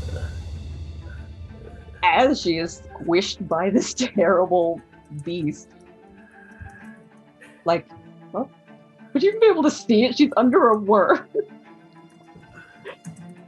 Okay, well, I guess the worm rears back up and there's like a giant black spike. All right. And that does 11 A little damage. like it was stepping on a nail. Yes. Is that 11? It's just 11 damage, and it doesn't have to make a dex save. Oh, it does have to make a dex save. Oh, does it? 14, Oh. but it takes half. Okay. Okay. Let's see if it succeeds. It's not good at these, so. But it rolled a isn't 19. Is it not good at that? It rolled a 19. Look at the public roll. Public roll. I'm not making this up.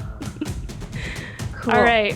Well, it still takes that, was it 5? That hot 5 points of damage. It takes 5 points of damage. All right.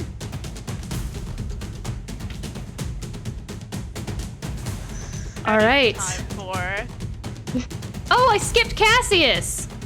sexy boy. I skipped Cassius. I'm so sorry. Oh wait, no. And No, then that was just Hayden. it. It was That's just my hitting reaction. you. Yeah, I see that. Okay. I see now. Cassius. Cassius. Ooh, what is Cassius gonna do?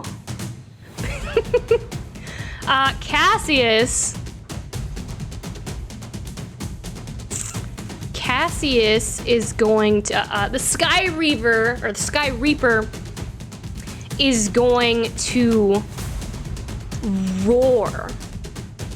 And the rumble of the sound surpassing the thunder itself. It rolls its head from side to side like a cobra, rearing back to strike.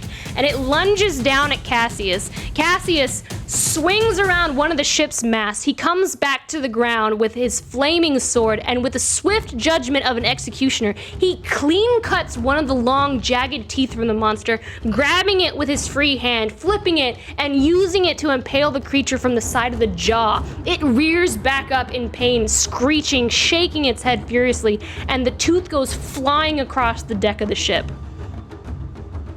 I'm gonna Yeah, roll we me. should have used him Oh yeah, last time. so he's got When this, we- right? Like, Yeah, we could have. God.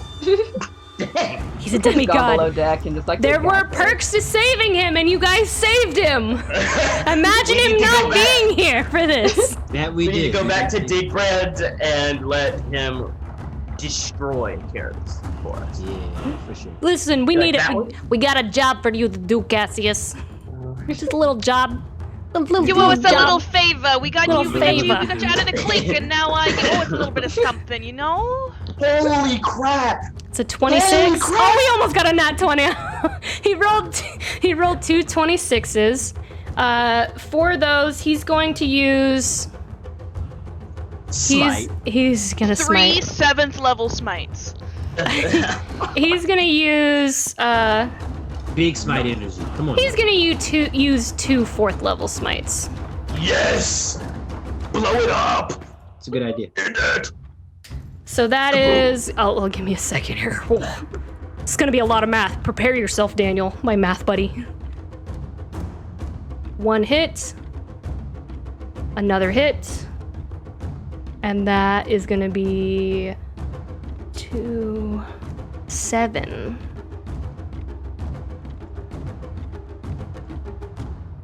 That is Oh my god. A lot of damage.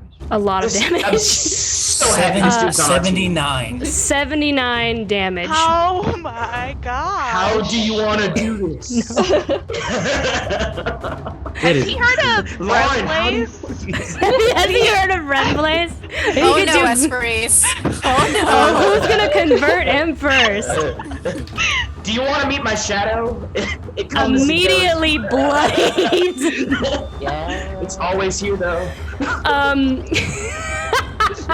With that, the creature is just going to, like, as he does this and he just jams it up, you see the tooth go up through the skull, poke out of the top of its head, and like this black ooze just comes down the chin of this monster, and it's just going to, like, at this point, it looks rough AF. Leave it us looks alone! Rough. Get over here! Well then.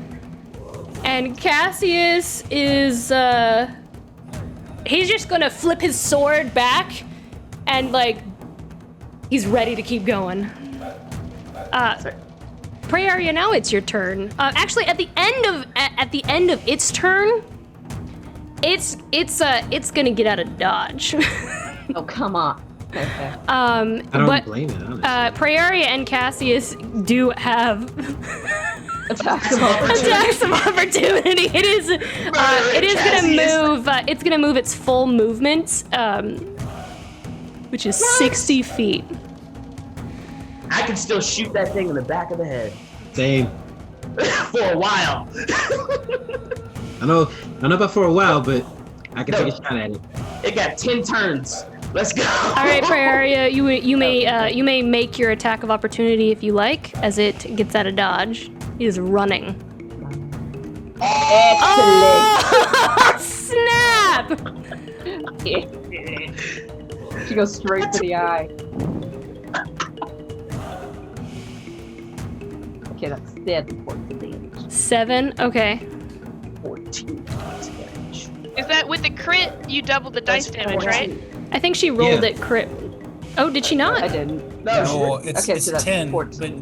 but you should also get sneak attack on this because Cassius is within 5 feet. Okay, sweet. Yeah, and you get to double the sneak attack as well. Yeah. And just math it up. Math. Not good at math. Don't challenge me about math. Yeah, Praeria. Kill it with math. Yeah. Kill it with math, Praeria. My sneak attack is 2d6. That's 4d6. Ooh. Ooh. 10 plus. Oh! So let's Yes! 25 Extra 15. total. No, because she didn't do the short bow doubled. It's 14 plus. Yeah. No, so it's 3, it would 3, be 4. Yeah, 10's right. Yeah. Okay. So She what's doesn't the double total? 25? Yeah, 25. Okay. Ooh, okay.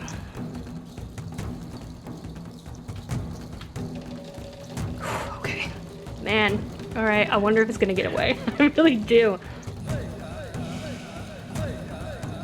All right. If it does, it's because we taught it a lesson. No, it's not getting away. It has to die. We gotta kill this thing. Cassius also gets an attack of opportunity. end him, Cassius. I didn't expect him to do quite that much damage. Paladins, baby. Yeah. Well, he's also a very high level paladin, so all right, Clearly. let's see what happens here. He's got And fourth also level my slash. new husband, so I hope he. A 19 definitely hits. Oh, yes. Can he smite on an opportunity attack? I don't think he can. Well, he has. If he has improved smite, he can. Because every attack is a smite, right? Oh, with a D8? Oh, it does have a Yeah. D8 because he has approved D8. You're right. He does get an extra D8. So that is 28. How do you want to do this, God? Wait, hold on. I gotta. Oh man, I didn't want it to die. Hold on. Yes. Hold on. Yes. Hold on. Get back to us. Wait, I can't see it. There we go. Okay, there it is. Okay. Murder it. Addy, land the ship. We need to loot the body. Yes, we do. It had 27 hit points left. Lauren, Yeah. how do you want to do this? Oh my god! Okay, so Cassius, the Sky Reaver rears back once more, the dark black blood dripping down its face and its scales. Cassius shifts his foot as he remains still, his eyes narrowed and focused, his muscles and cheek flexing, waiting for his window of opportunity. The Reaver screams, lunges once more as it tries to, run away. He swivels immediately, cuts the wooden yoke holding the large metal ship's bell hanging next to one of the masts. He grabs it, and using as much muscle force and momentum, he runs with it, hand and just bong! Smashes it into the Reaper's head. The top of the carapace cracks and peels back and goes flying. A few pieces of it, the size of shields, crashes down, and it doesn't even get away because it's still there. Let me move it back. It doesn't even get away. It doesn't even get. It attempts to run away and flee as this happens, and the size of the carapace shards are the size of shields come crashing down into the deck of the ship.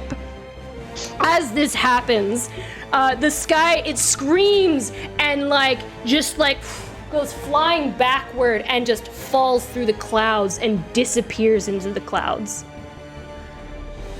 You all wait, and you hear a boom as it hits the sand down below, and the lightning just crackles in the sky above you all. I'm assuming a lot of people want to do something all at once. Hey, wait. Thank you We're for the still in raid. initiative. You came in perfect timing.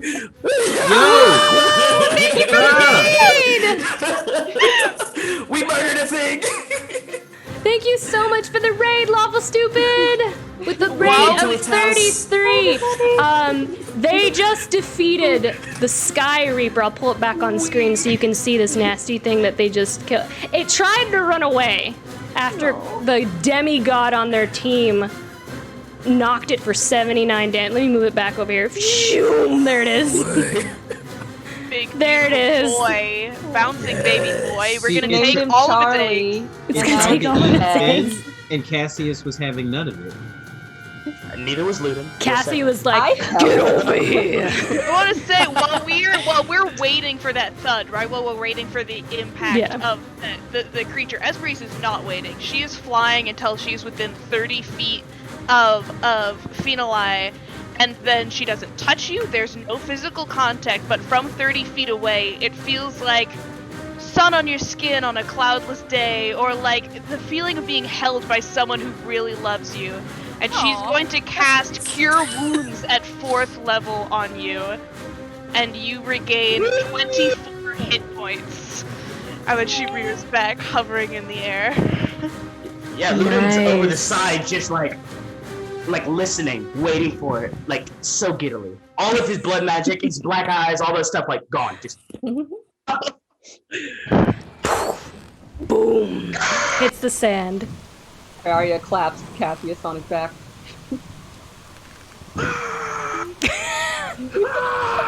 Cassius is still like breathing heavily under his like godlike armor. His eyes are glowing, and his half glowing eye, of course, on the other side. You all fought well. You felt better. You did! You wasn't! You, oh my god, yes! Yes! Luden. Esperis is gonna land beside Luden, just put a hand on his shoulder. Luden is going through an adrenaline rush high right now. Oh my god. He doesn't get this excited for anything.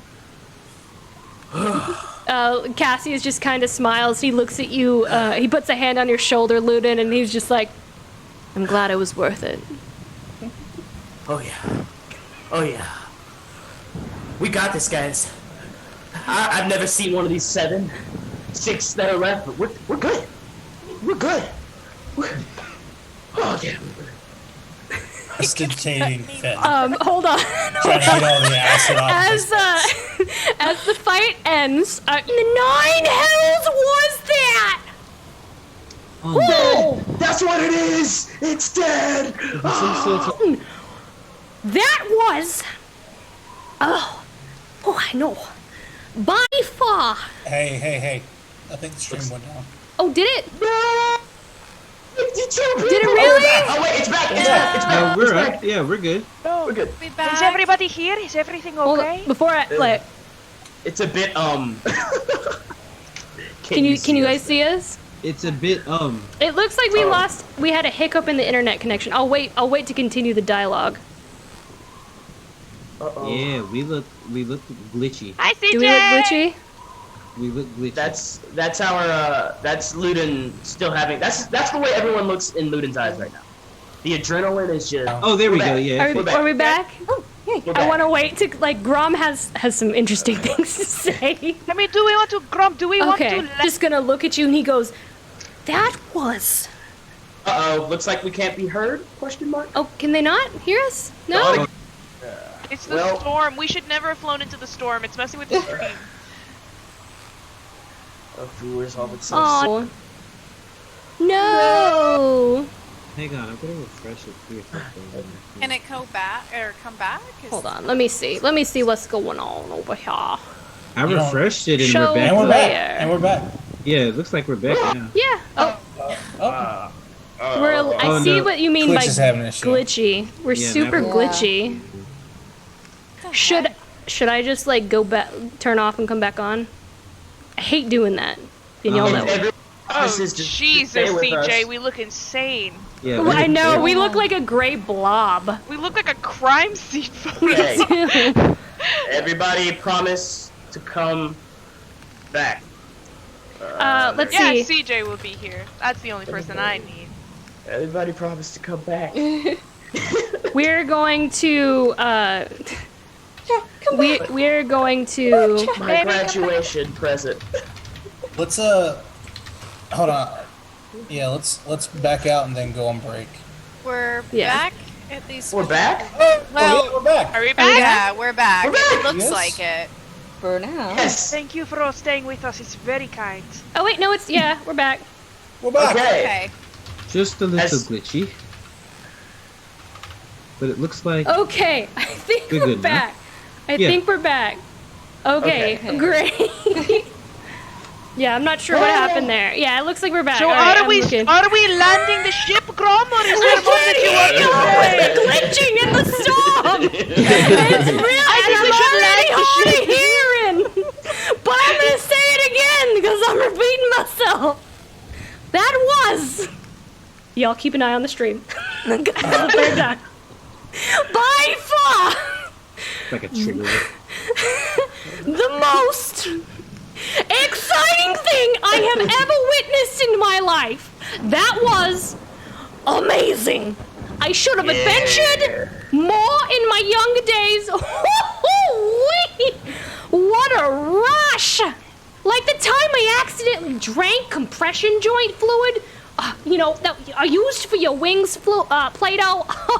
thought it was wine. It was definitely not wine. Look at all ya! What an amazing display of sword swinging and magic fingers y'all have. You think there's more? I wonder. We have to go back and get it. I wonder if they reproduce. Do you think they have eggs nearby? We should collect its scales and see if there are eggs nearby. Esperise left about one sentence in to go talk to Adeline about landing the ship. His little legs scurry over to the edge, and he's just like looking over the side of the ship, and he's just like, "You think those eggs? Oh, we could collect them. We could, and the scales. Oh, what do you think we could build? Oh, you know, Ermia was suggesting a glass bottom. We could maybe like reinforce the bottom with it." And he's just like babbling on to Plato about like all the things that he could make with the scales of this thing, and Addie is just like, "Yes, we should land to assess the damages." See how Theus is doing down below, and the rest of the crew. Guess what's still hunter's marked? So we track it. It's It's- corpse. I mean, it's dead. Yeah, I don't think it's I can moving, track but that just in corpse. case it does. You don't We'll think it find had it. eggs, do you? That would be Who cares? so sad. Then it's It would dead. be sad. It will No. I be hope very it sad. didn't have eggs. No. No. Oh, we're definitely gonna look. Do you imagine we could study and we could rebuild them, but mechanically? Ermia, come on! Addie, faster, faster! And with that, we're gonna take our break, and when we come back, I guess the team is going to harvest the body of this creature with as much as they can carry. And we're gonna have a conversation finally with Cassius, and That is. and Perfect timing. and we are gonna finally approach the mysterious hurricane in the middle of the ocean that has been brewing for hundreds of years, and we're gonna find out what is at the center of this hurricane. So stay tuned. Stay tuned. A lot of cool stuff is about to happen, and we will see you guys all in a little bit after our break. We'll be back in a sec.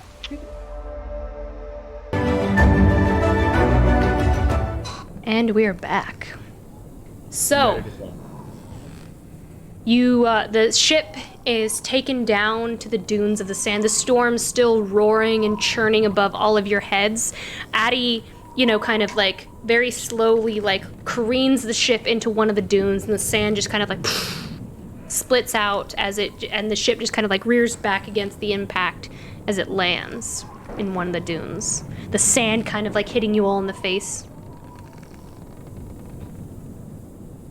And nearby is a massive body. The blood of the black blood seeping into the sand and painting it this sickly black color. Oh yeah. Ermir's got all of his tools out. His mason's tools and his ironworking and like just various different instruments. And he's got bags, a bunch of bags, and he's just running out. Gotta go. Grom is keeping up. He's got his goggles on. Yeah. Grom is like trying to keep up with you because you're obviously much taller and your legs are longer. So like your strides and like he's just like, slow down or I'm old. Slow down. And like he tries to trip you. Like he tries to trip you. Make a dex save. Is he within 30 feet? Luden's running behind. He'll pick up Grom and start running. Trying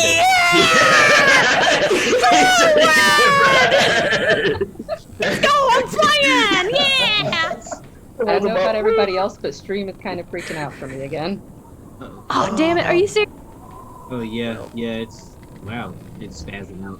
Man, This could be a great episode to edit. this is gonna be... Sorry, Christian. I'm so sorry, guys. Okay, hit the yeah, refresh. yeah, It a looks quick fine. little refresh fixed it, It froze again. or kind of. It's frozen again. I'm so sorry, guys. This is... What is going I'm on? not sure what is happening right now. It's gotta be Twitch, right? I mean, Well, let's go. I'm gonna check another channel real quick. Yeah, because they're fine. And I think we're back now. I think we're back. It looks normal on my end. It looks alright on mine. It's still a little. And we're it's got to be a Twitch issue because we're not having trouble on Zoom. It's true, No. we're not having trouble on Zoom. Yeah. I'm gonna wave my hands in the air. I'm gonna see where we are in the stream. Like you just don't care. I think it's back. It looks, Mine's yep, frozen. it looks good on my end. Everything looks back to On normal. point. Are we back? Chat, can we get some feedback? Man, I'm so good? sorry, guys. The stream is just being. I blame You blame James. James Stan? Wait, is he fully clothed? Because if Oh he's my not, I need to God. get to Where's his safe jacket? spot. Where's his Yeah, jacket? is Oh my it not god! on? Do you see No, the seriously, is it suspenders? not Do on? you see the suspenders? That is important. If you see the suspenders, it definitely. That's definitely a Get to sign. safe spot. As we all make this niche joke about this one area of the I country. know. Like Yeah, just I have Alabama. no idea what you guys A lot are of talking people. about. Yeah, I was like, Deanna has no clue what we're talking about. Can we make The some more joke about clothes- coffee or Bill Gates? All right, I think we're good now. I think we're good now. We are glitching just a little bit, I think we are good. I think we are good. Awesome. All right. So you're all running. And I'm holding back? Grom above my head. You're holding Grom above your head. You're So I you're can running Superman. over to get to the body, and yeah. I win though. I get there first. Oh, are we? If we're racing, what's your Yeah, speed, let's go. Ermir? My speed? I think it's just 30. Is it 30? Is your speed extra, Ludin? No, both of ours are 30. Mine's 30. So you're neck and neck. Do you do anything to sabotage your opponent? No blood magic, because it's Ermir. But That's the I'm glancing exception. over. That's I'm glancing the- over at Well, see, I feel like he's carrying a whole person with him, so he should be slower, right? it's a halfling, isn't it? Is it Grom tiny? Yeah, he's tiny. Doesn't matter. He's Yeah. still a person. Come He's on. still a person. He had to stop. Grom was behind Ermir, and Ludin stopped and picked him You're up. to right. pick him up. You're so right. yeah, there's no way. He The could've only caught way him. you could make up ground in it is if you sabotaged it, Ludin. What are you willing to do to let Grom win? He did What some are you magic willing to stuff. do? Actually, Don't be petty. I just gave you gifts. you're right. His like for a second, like there's this idea gust of wind will knock him on his butt, but he'll keep his cool and just try and catch up through regular Grom running. is like, faster! Look, we're not gonna win! Come on! He's trying, but he knows he's probably gonna lose. And Ermir makes it first, and Grom just goes slack with disappointment. Ludin will pull out both. Well, he'll pull out his first short sword, and then he'll pull out the gift that Ermir gave him. Click it, and he'll be like, "He still hasn't gotten to the insides first. Let's go." And he'll just big away. And I like your positivity. And with that, let's see. I believe the individuals who are going to be allowed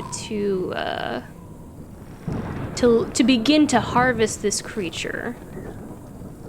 Oh man, Is it it's gonna be so survival? much fun. Umber's already got like a finger as a tail. He's gonna have like teeth now and scales. It's gonna look so dope. We'll say it's gonna be a we'll say it's a nature check. And they Those check of- it. those of you- Nature. Oh crap! I was like, survival, finally. Crap! Lude, come here. Who's good with nature? Finn, come here. He's not like good with it. trailing behind. Honestly, I didn't think you guys would win this fight. I haven't prepared what there is to loot. Nature check. For some reason, I have a +4. I'm not proficient, but can I roll anyway? What do you want me to do, Ermir? You know what we'll do, because I do want to give you guys loot fair and square, and like with defeating this creature, it should be really good. What we'll do is we will roll and do all the technical stuff behind the scenes, and I will look up things that will actually.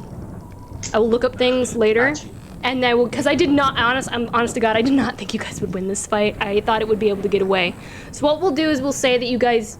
To save time, that you guys do like piece over the body, you harvest scales and teeth and all this stuff, and you have that. 12. I want to see Oh the my eyes God. too. The eyes are black. They look like little glass, like obsidian, like circles almost. Orbs. I'll take him.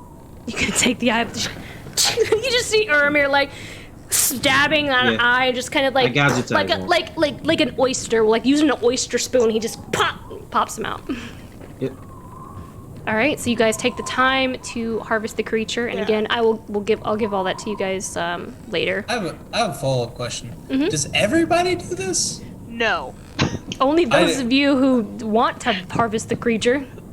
Oh yeah, Ludin's all there. Yeah, I'm gonna stay back on the boat, and I might not even watch. But like, I don't think I'm gonna participate in this in any way.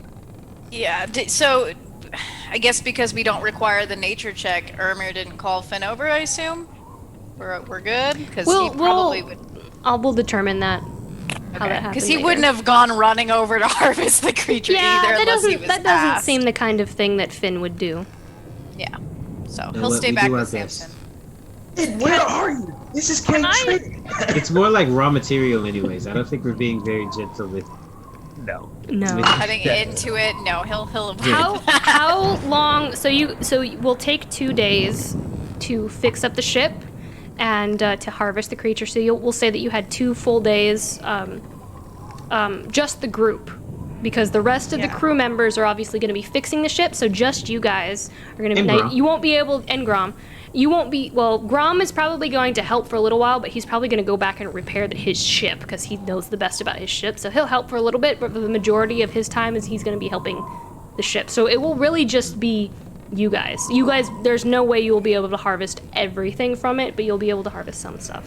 You would have to spend, to spend like a whole week, maybe 2 weeks to harvest every single thing from it. Oh yeah, because it's huge. No, it's I just want to get ginormous, enough to make maybe make like some armor out of the scales, and like maybe like give Umber like some sort of armor plating if that's possible. You know. Yeah, Ludin's looking for some stuff to coat his arrows and maybe some poison or some shiznit, because those stingers look pretty nasty. I would definitely allow. Yeah, if you want to take some of the stingers, if you want to harvest some of the stomach acid, you guys can do that. That's okay.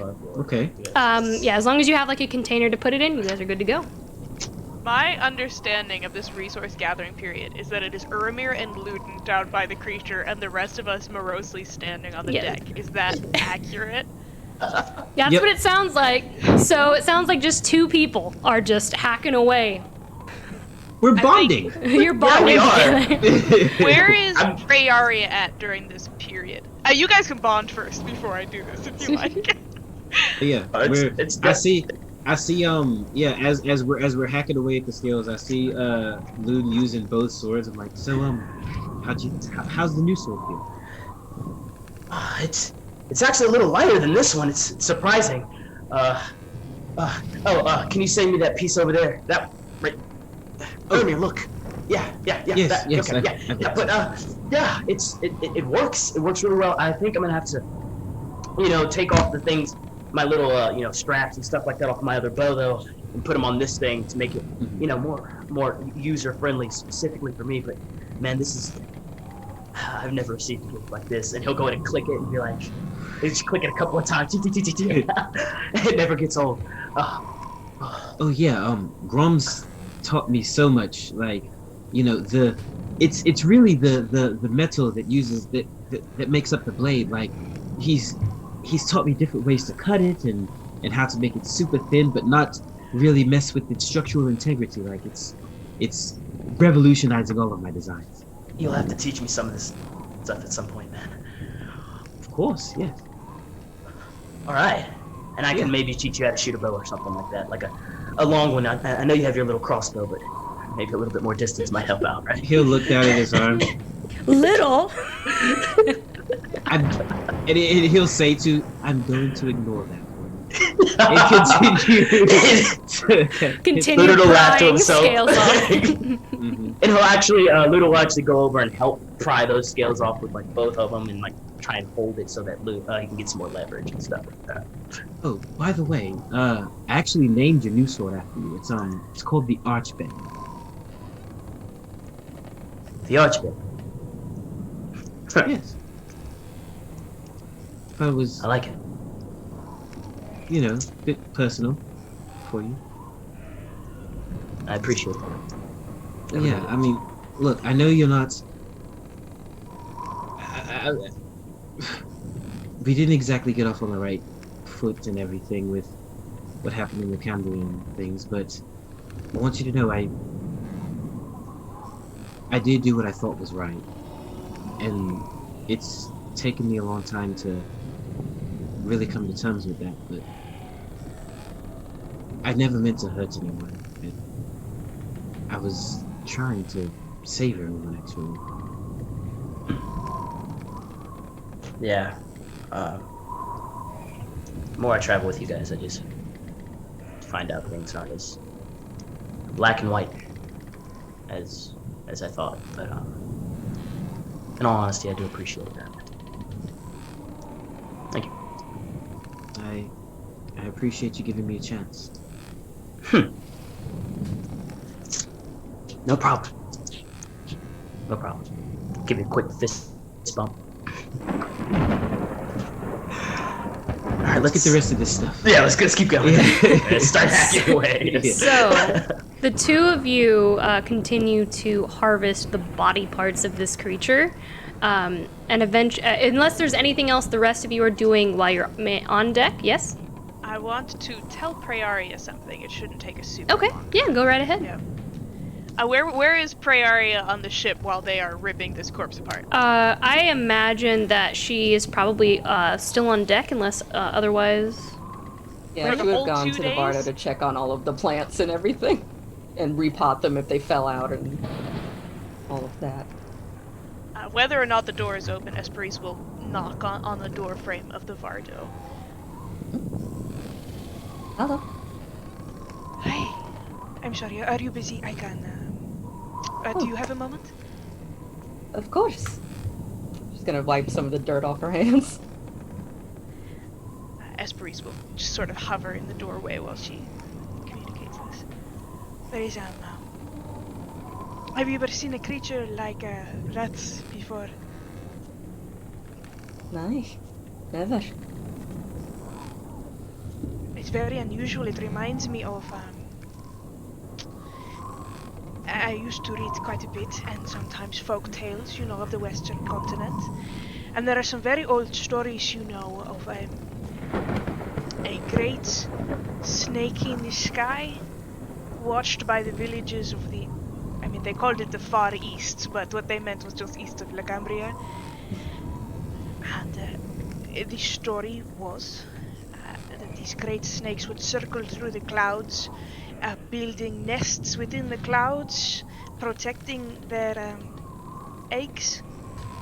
And the thing that would incite these beings to anger is if anything would cause the eggs danger. That is the story I was reminded of. So, you think it's like this now? I don't think anything. I am just telling you what the story is.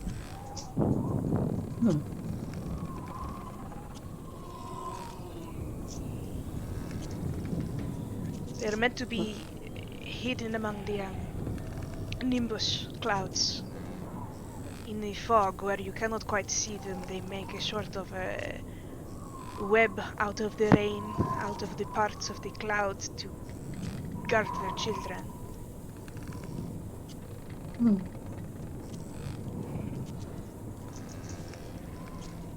I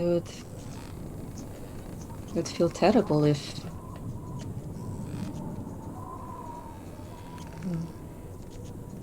You think we should look?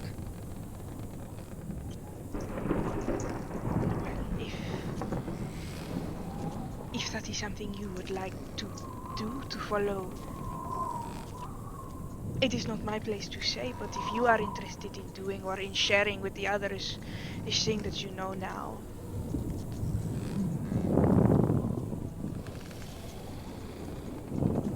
Why not you? I have I'm working with Deus and Adeline, and there is much work to be done on the ship, so I will be I will be downstairs. All right. I will ask. I'll ask Finn and Samson if they would like to look. That is very kind of you.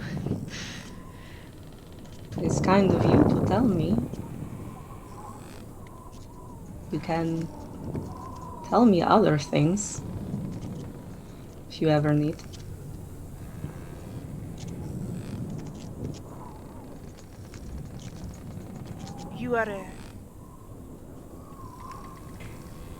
You're very kind, thank you.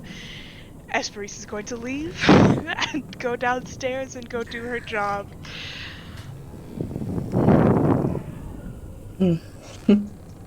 Farah's just gonna kind of sigh and but she didn't expect anything else. And she'll go tell Finn and Samson what Esperis told her.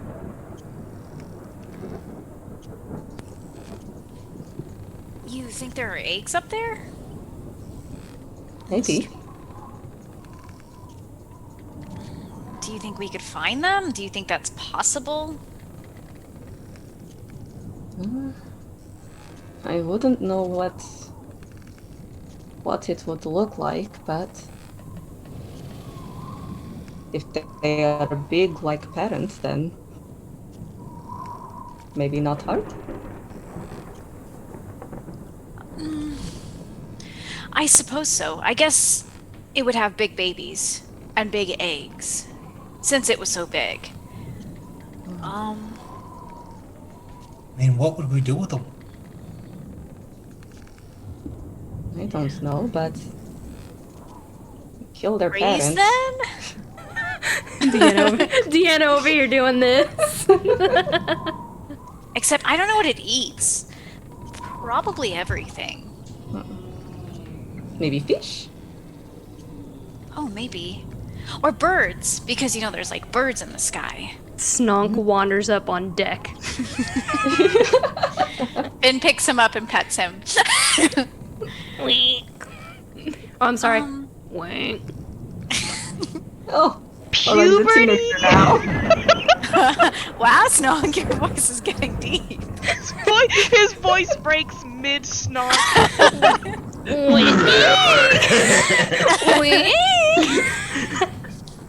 You're getting a little heavier. Yes, if you try to pick him up, he is much bigger now. You have to like lean over on the side. My strength is pretty high. Pig birdie. Big birdie. That's a McBluff set. I mean, if you think we should, I think we could try to find them. I think all these things were just fine without us here.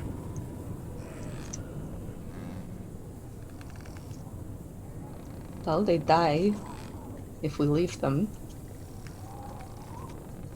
Probably.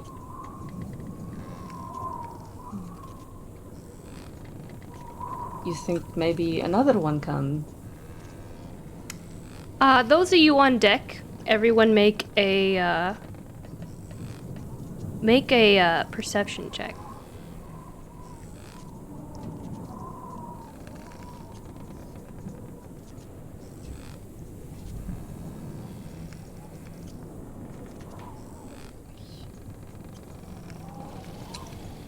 Seven.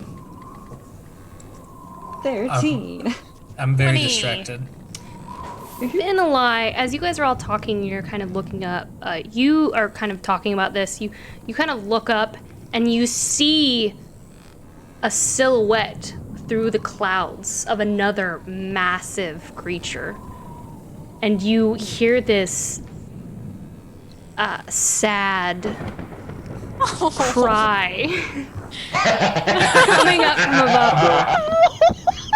Finn's going to grab Samson and Prayara both and be like, oh no.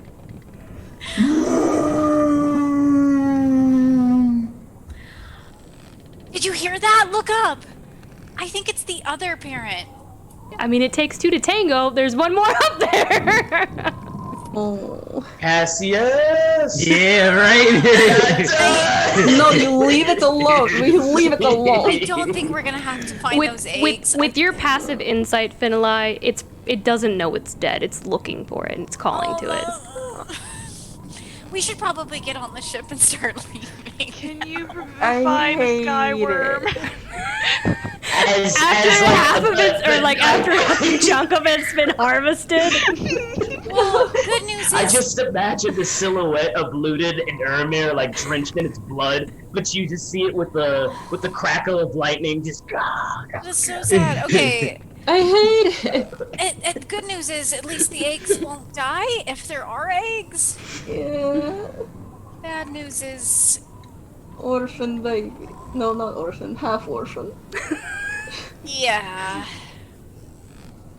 think we should go Yeah. I think so too. as quickly as possible. I'm just like watching. Oh, probably what would be many of the crew members that Ermir and Ludin have been listed to help them with all this as they are doing all these things and all this happening. I'll just ask Finn and Peoria as I kind of like just watch them wistfully, you know. I don't know. How old do you think it was? To get that big, probably really, really old. Like maybe hundreds, thousands, even. Never seen anything like it. Who can say?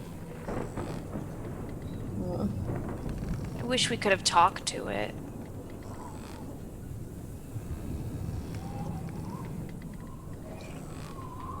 I'd say at least thousands. You don't get to be that big without being thousands of years old. Worst case, hundreds, right? And So- we just went through the hurricane and killed it. Well, this So- wasn't a hurricane. I just want to believe this wasn't a hurricane. okay. This So- was We a just went- separate storm. This was a separate storm. This was not the hurricane. The storm. We There went through will the be storm. many more innocent creatures to kill in the hurricane. Don't you worry. So, for hundreds, perhaps thousands of years, this creature peacefully lived in the clouds. And the first Maybe. time humanity took to the sky, we killed it. Right? Well, we are not human, but Well, when you put it like that. Oh my gosh. You know where I'm from. There's people that think that we should come over here. what for? You hate it. Yeah? That's true. To do the same thing we did to the sky worm thing. Yeah. There's a lot of us. There's a lot of strong ones of us. And I just look over to where Uri and Ludin are. I'm like, and sometimes I think that it would all be a little bit more civilized if we did. Tell me something. Yeah. We did not know about family. But we care about it. With your people.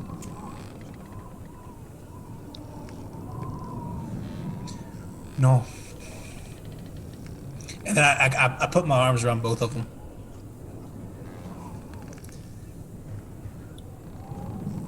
No, they don't. Well, that's why I kind of disagree with all those folks. We don't need to come over here. Well, there was something very beautiful about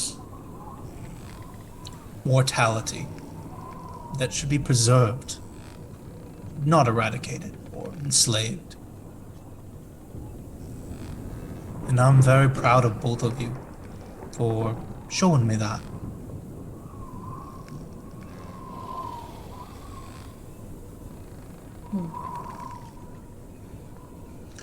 So, Just keep it in mind.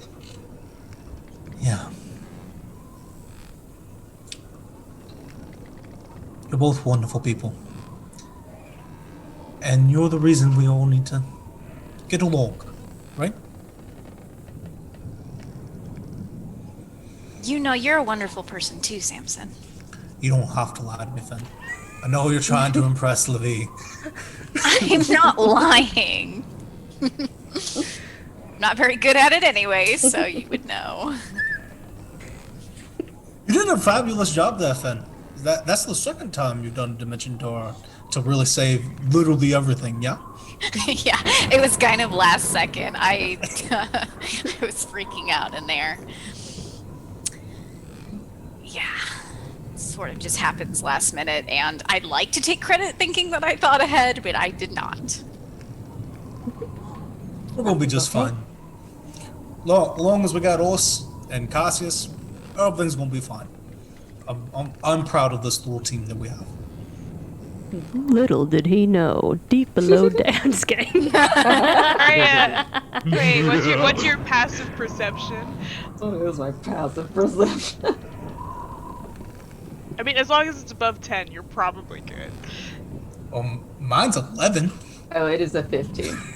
Alright, but anyone with above 10 would see Esperise is she's kind of guiding along some of the crew members and telling them what a good job they're doing fixing the ship, but she is like consistently she has been watching your entire conversation from a great distance, and as soon as she catches one of your eyes, she's averting and going back to what she was doing. That's all she's doing right now. Why is Esperise being weird? I feel like Finn catches her eye and like averts it the opposite direction. He's doing that high school like stare at you, stare at you, stare at you. Oh, she's staring at me. Stare away. Stare away. She looking. Okay. Keep staring. Wait for her to make eye contact. Stare away. I wasn't looking at you. No. Well, she's probably also still angry at me, so. I don't think this is about you. I don't know what. Well, that's an interesting concept. Something not about Finn. Yep, wait. I mean. About this. She's gonna like gently smack him on the horn. Not the I broken said one. Ow. I mean, it's gonna be weird though, because like Priori and I are like gonna be the last spinsters on the ship, or even in our party in general. What is that word? Oh my. I learned it in one of my novels. It basically means old and lonely. And I don't know. It's really depressing. Sorry, Okay. Priaria. It's just, it feels like that, you know? But that doesn't mean we have to be unhappy. I was Take up knitting happier or before something. this. Well, I think there's lots of fish in the sea, okay, for both of you. So, I think no rush Probably to not get married forever. anyway. I had to mute myself. y'all killed Lauren. I love that. We will talk about that later. I loved that so much just now.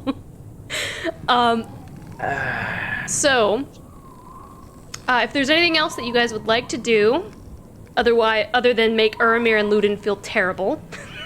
Oh, you're not gonna make you're not gonna make me feel terrible at all. Oh, It yeah, attacked us I feel terrible at all. at all. Like I'm happy. Don't worry, they don't do that. Hey, all I know is the Skyworm came at us. And I got upgrades from it.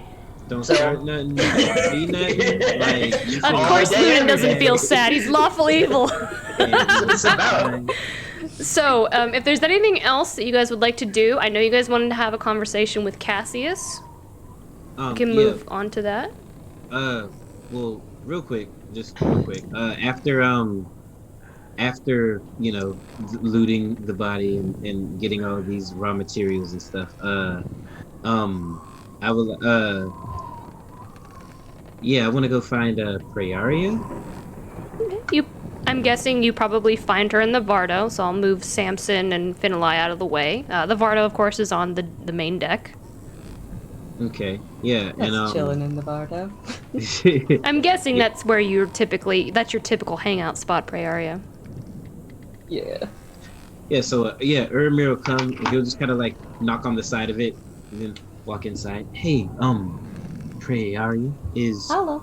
You got a minute? Sure. And he'll say so I've been working with Grom, and Oh, yes, I hear. You hear and you feel another boom Oh, from the ship. Uramir is like that. completely unfazed by this. He's so used to it now. Just like, just gonna look him over real quick, like, okay, you seem fine though. oh yes, no, the you get used to it. But anyway, I've been working on designs for everyone, and I made you something. Did you? Yes, and he'll pull out. It's like about yay big. It's wrapped similarly to Luden's gift. It's like a blade and a sheath, and he'll hand it over to you. She is so excited. And she's gonna unsheath the blade to look at it. Alright, so as she unsheaths it, the blade is shaped more like a dart or like a Japanese kunai, like when it goes out and then like really pointy at the top. It's a bright silver color and it kind of shines when it hits the sunlight. And the blade sits atop of the hilt, and the hilt is forged into like a metal lotus flower. And so you've got the thin blade that comes up out of the top here, and then it's got a thin metal grip on the bottom as well. And the petals of the lotus kind of come out like that, so they form like the guard of the sword. And yeah, like the blade pierces up through the center. And he goes, I call it the Flying Lotus. It's beautiful. I'm glad well, I know you have a thing for flowers, so I wanted to, She immediately like starts slashing at the air, like getting a feel for it. Oh my god, I thought you were gonna be like, she immediately starts stabbing the wood in the Varno. Just see how sharp it is. I'll say, here, come outside for a second. And he'll walk out, and he gets kind of excited a little bit. He'll say, So at this point, you guys are probably airborne again. okay, that's cool. Okay. And he'll like point out to the edge, point over the ship, and he'll say, give it a toss. That's, Mm-hmm. okay. She just kind of tosses it over. Well, all right. She tosses it over the side of the Toss it ship, over. completely No, misconstruing. Throw it a bit. Irving will reach out and catch it. He'll say, and he'll sorry. Throw it harder than that. Oh, at something. Okay. She's gonna look up at I swear to God. I swear to God. up where Luden is. I swear. And she's gonna aim for just like Oh my god. very close to him. Why does the party hate me? And he's gonna. He's 30 feet up from where you are if you stepped out. So yeah, rolled it. Are you aiming at him? I know, just close to him. Okay, well, Okay. roll to hit what's close. Okay. Okay, shoot. Just don't miss.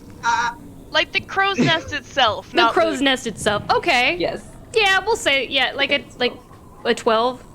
Yeah. With you probably have pluses to that, like, Yeah, I don't know what the pluses would be. that would, yeah. It's a short sword, so whatever your short sword is. Okay. Yeah, so you throw it and it just ding! Yeah, Sticks. Every time. You I like Luden, it. you're standing there and like you just boing. The sword So, just like, sticks into the when crow's you throw nest. it, like it's a sword, right? But when you throw it, it's surprisingly aerodynamic, and it kind of like you throw it and it kind of begins to spiral, and spiral through the air until it hits its target, and it like pierces through the crow's nest, and Irvin just has this big smile on his face, and he'll go, "Now, call it back." What's like? Oh, What do you say to call it back, Briaria? she just kind of reaches her hand out. Here to me. And the sword kind of wiggles a bit in the wood, and then it shoots backwards, spiraling in the opposite direction, and it flies right back into your hand. Luden's having none of it. None of it. Ari's having the time of her life. Luden, did you see? She's like waving the sword up. Yeah, did you see, Luden? Were you paying attention? No, you were caught off guard. So he's gonna eye Ermir and Praeria. Like, you see what you do to me? You see? He's just pissed. Is it not magnificent? I just completely ignored Luden for the moment. I'm just looking at Praeria. He's like, nope. Daggers. It's like, yeah, I noticed you were traveling a bit heavy with your staff and your crossbow and your short sword and everything. So now you can attack close range and toss it if you need to. Oh, thank you. Just, And she's going to just like lean forward and press her forehead to his forehead in a gesture of thanks. and as he does, I say, just don't try not to hit Luden with it, please. It's not aiming for Luden, just close to Luden. Luden's way too easy to pick on. Hey, so speaking of Luden, if we're back on the ship, I have something that I want to do. How far is it to the how far is it to the storm? Do we know? It's a couple days, like probably a week. Couple days? Okay. So, when we get back on the boat, I'm gonna go through to where Praeria's got all these plants for poisons and stuff. And I want to pick up a few of these poisons. Not anything like deadly, right? Like, what are you looking? Are you looking for deadly? Or are you looking for like gonna have the runs really, really bad? Yeah. Like, I'm looking for something that's like Just a little poison. it's gonna be difficult to be up in a crow's nest, like, or like you're up and down a lot. Okay. Maybe it's like mostly upset stomach stuff and like maybe a little aggressive in that way. Okay. I'm gonna find some of those poisons. I want to like mortar and pestle them, like maybe like derive some sort of like, I don't know, something like very small, very very small, very very light dose. Okay. And I'm going to try and poison Copley. Okay. How do you accomplish this? Do you go into the kitchens where Praeria and Esperise are training? I want to say there's something specific that I wanted to do on the first evening back on the ship. I wanted to try to make dinner for everybody and Cassius. So I might be the only one down there because I might have shooed Praeria out because I want her to enjoy herself. Okay, if that's the case, and Esperise is kind of doing dinner for everyone, are you also doing dinner for the crew? Wildly incompetently, yes. Okay, so the perfect motive. Oh my god. If this is happening, it's the first night back, and Esperise is looking for the crew, then I'm gonna come down and do the deed then. How do you do this under the watchful eye of Esperise, Greece, and Praeria? Samson, have you decided to help in the kitchen? It's I really have. wonderful, yeah. Yes, I it's have your job. absolutely. Yes, I thought that it would be a really good thing for me to be able to run some of these dishes. I know that we're trying to keep everybody out for a little bit, and the crew are they taking their dinners in their rooms? What's Very sweet, Samson. I just Yes, want to be as helpful as possible. I know some of them like to take it in their room. The majority like to be in kind of the communal eating area, but this is very sweet of you, Samson. I appreciate it so much. Yeah, I just wanted to be as helpful as I possibly could. I'm just so proud of everyone and how we rallied to fix the ship and fought off, like, well, the whole thing with the Sky Serpent, that's a whole nother deal, but we really, it feels like we're coming together as a crew, and I just want to do my part, you know? I'm so glad that you feel that way. Yes, of course. I am making a very, very large salad. So if we split it into little pieces, yeah, okay, take this. And I start passing some stuff. Esperise is doing her best to make a very large vegetarian meal, and I think at this point she still does not know how to cook. I don't know how many days in we are, but I mean, you don't have to cook salad, right? You're just chopping. Oh, no checks! I'm doing a Seasoning. great salad. Yes. Do make a proficiency check for me with your with proficiency. You're not. Oh, how long did it take you again? I wrote that. 51 days. You're not proficient yet. Yeah, I'm really You're not bad at proficient it. yet. So Try and what kind boil of the check lettuce. is Make make a performance check. That would probably. Oh yes. Okay. Oh my god, it's still a 12 because I have a +5. Okay. Okay, it's a salad. You don't put like it doesn't seem like with a 12. I mean that's a little below average, right? 12 Roughly. is above average, Lauren. Oh, 10 is sorry, average. sorry. It's a this little. is at least Caesar. It's a tiny bit above average. You take some bread. Like we'll say it's a salad with croutons, but it's not like super seasoned or anything. That seems fair, right? Do you agree? Is there a dressing? Like, is there a dressing? There is a dressing, but it's just like balsamic vinegar in a jar. It's just oil and that vinegar. I hand to you. It's just oil and vinegar. I check it. I want to see what it tastes like. Real quick. It is literally balsamic vinegar and oil. In the jar, it's like split down the middle where there's like balsamic vinegar She and then, hasn't like, oil below it. shaken it up. It's just she pours it on. Cool. I'm gonna cast Prestidigitation on the poison I have for Cobbly and make it taste like that. Okay. Like the dressing. I believe that is a verbal component. Yeah, I'll just do it. I'll do it in the hallway after I leave. You're just gonna leave. Because I'm delivering food, so I'm gonna wait till okay. I'm gonna wait till no one's in the room with me as I'm carrying the salad to all the various crew members. Okay, well, I do want to point out, my friend, the kitchen is like, if you're gonna do it there is no hallway. Let me pop you guys back over. Whatever. I Yeah, will mean, it's say, fine. So the kitchen is where all these barrels are. So if you walk out, you're literally gonna be in the middle of the galley. if Esperise hears you casting Prestidigitation on her salad, she will assume that she made a bad salad and she will be embarrassed because you were trying to make it taste better. She's not going to assume that you are poisoning someone. I'm gonna wait till I'm out of the room. It's fine. Like, it's cool. Like I don't think I'll do some I'll do the Prestidigitation and I'll take it to Cobbly and I'll be like, we made this one extra good for you. I'll give it to Cobbly. So you would need to cast Prestidigitation in the room with Esperise. Split second of crestfallen face, but that's all you have to do. I can't do it outside. Wait for one of the booms from Grom and Do you want to do it outside, where everyone can see you? Yeah. So I told Cobbly that I made it extra good for her. Okay, so you walk out. Mm-hmm. And you Prestidigitation. I'm not trying to hide it. Okay. It's just like I've already done the deed where I did the poison on it or whatever. Cobbly will look at you as she takes the plate. Oh, did you know? Sure enough. What you put in it? That makes it so special. It's something Esperise did. She probably just looked at it real nice, and that's why it tastes so good. Oh, I know Esperise. I heard she's learning.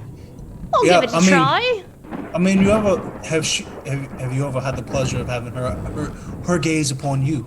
It's lovely. She does have quite a lovely gaze, I do admit. I watch her quite steadily.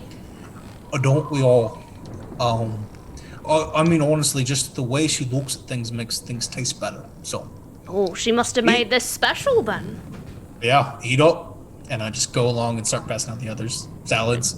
Cobbly, return to the kitchens. Cobbly eats it up. Great. Great. Success. Yes. With that, Cobbly will eat it. The next morning, Cobbly does not show up to their post.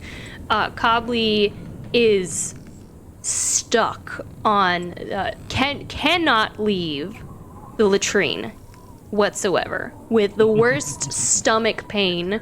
Addie kind of comes up to the crow's nest, and as like Theus is kind of like running the helm, and she just kind of looks at you and she goes, well, I believe you're going to be alone today. Possibly tomorrow too. or the next day. I'm not entirely sure how long it's going to be. It seems Cobley has come down with the runs of sorts. Terrible stomach ache. It almost sounds like the monstrous beast we saw in the clouds the other day, coming from the latrine. So I'm letting Cobley take some sick leave, but I trust that she has taught you well, and you'll be able to manage your post on your own. Aye, aye, Captain. Glory to the strong. He's gonna just look back out to the outside, just hiding his. Just looking wistfully out into the clouds. It's just like there's a new outlook on life in Ludin's face. Like, isn't it a beautiful day, Captain? Oh God, I've never seen the sky is so blue. Take off his hood and like let his hair just flow a little bit. Breathe in. All right, I'll leave you to it then. Keep a weather eye out, and she'll begin to descend back down the crow's nest.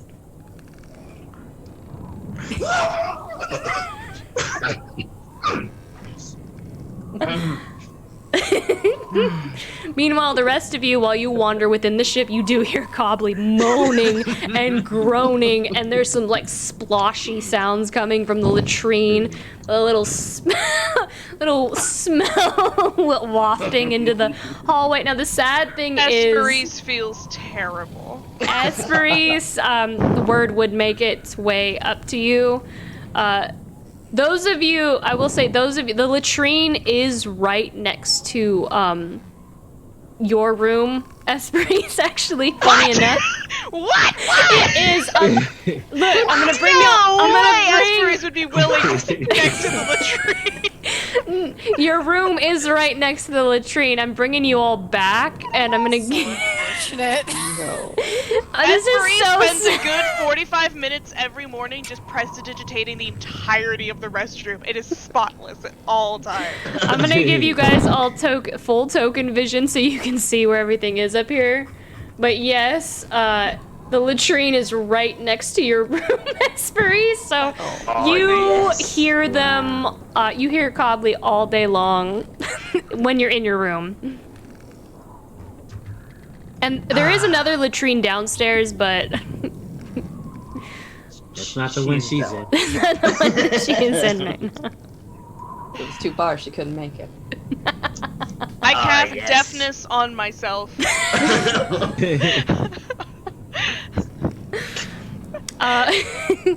And with that, a couple more days pass as you guys continue your journey out, and you finally make your way down into the galley to have that conversation with Cassius. So we'll head down here. You all sit around the table. What is he doing when we walk in to the galley? When you walk in, it looks like he has kind of gathered some parchment and like a quill, and he is just he's trying to draw something. It looks like he's very focused. His hand is kind of resting on his chin. He's kind of leaning down, looking at the paper, and he's trying to draw something. What a fight! Am I right? This was like a week ago, and he's Yeah, he's still thinking about it. he's like, "Fight indeed, you all fought very bravely." No, Cassius, you. Wow, is all I can say. Just wow. I feel so much better to have you a part of the team. Thank you. I'm glad to have you all on my team, I suppose, as well. I mean, it really was a team effort, and I think we were all very alert, and we had the brains. Finn alive, excellent strategy, being able to completely teleport from within the beast and back onto the deck, and you and Addie, and shooting it right in the eyes, and everyone was skilled. It was not me alone. He's too humble. Look again. That he's still gonna be like, okay. But I appreciate your comment. Well deserved. So, it seems that most of the party had heard about you before I even showed up, but like, what's your deal? Oh, it is, we have, heard of you in the great stories, Cassius. Esperis and Luden immediately fall into their traditional roles. If Luden says something and Esperis translates We have heard of you in the great stories, of course, but it is difficult to parse fact from fiction. Have you regained your memories? Do you remember what your life was before the petrification? He kind of looks at you all and looks back down at the paper for a moment as he kind of like thinks on it. First, real quick, those of you proficient in history may make a roll if you like. Samson and Esperis. Yeah. Make it rolls. I've rolled under a 10 on every ability check tonight. I got a nat 1 twice, so I don't feel sorry for you. I got a 19 this time. I got a 12.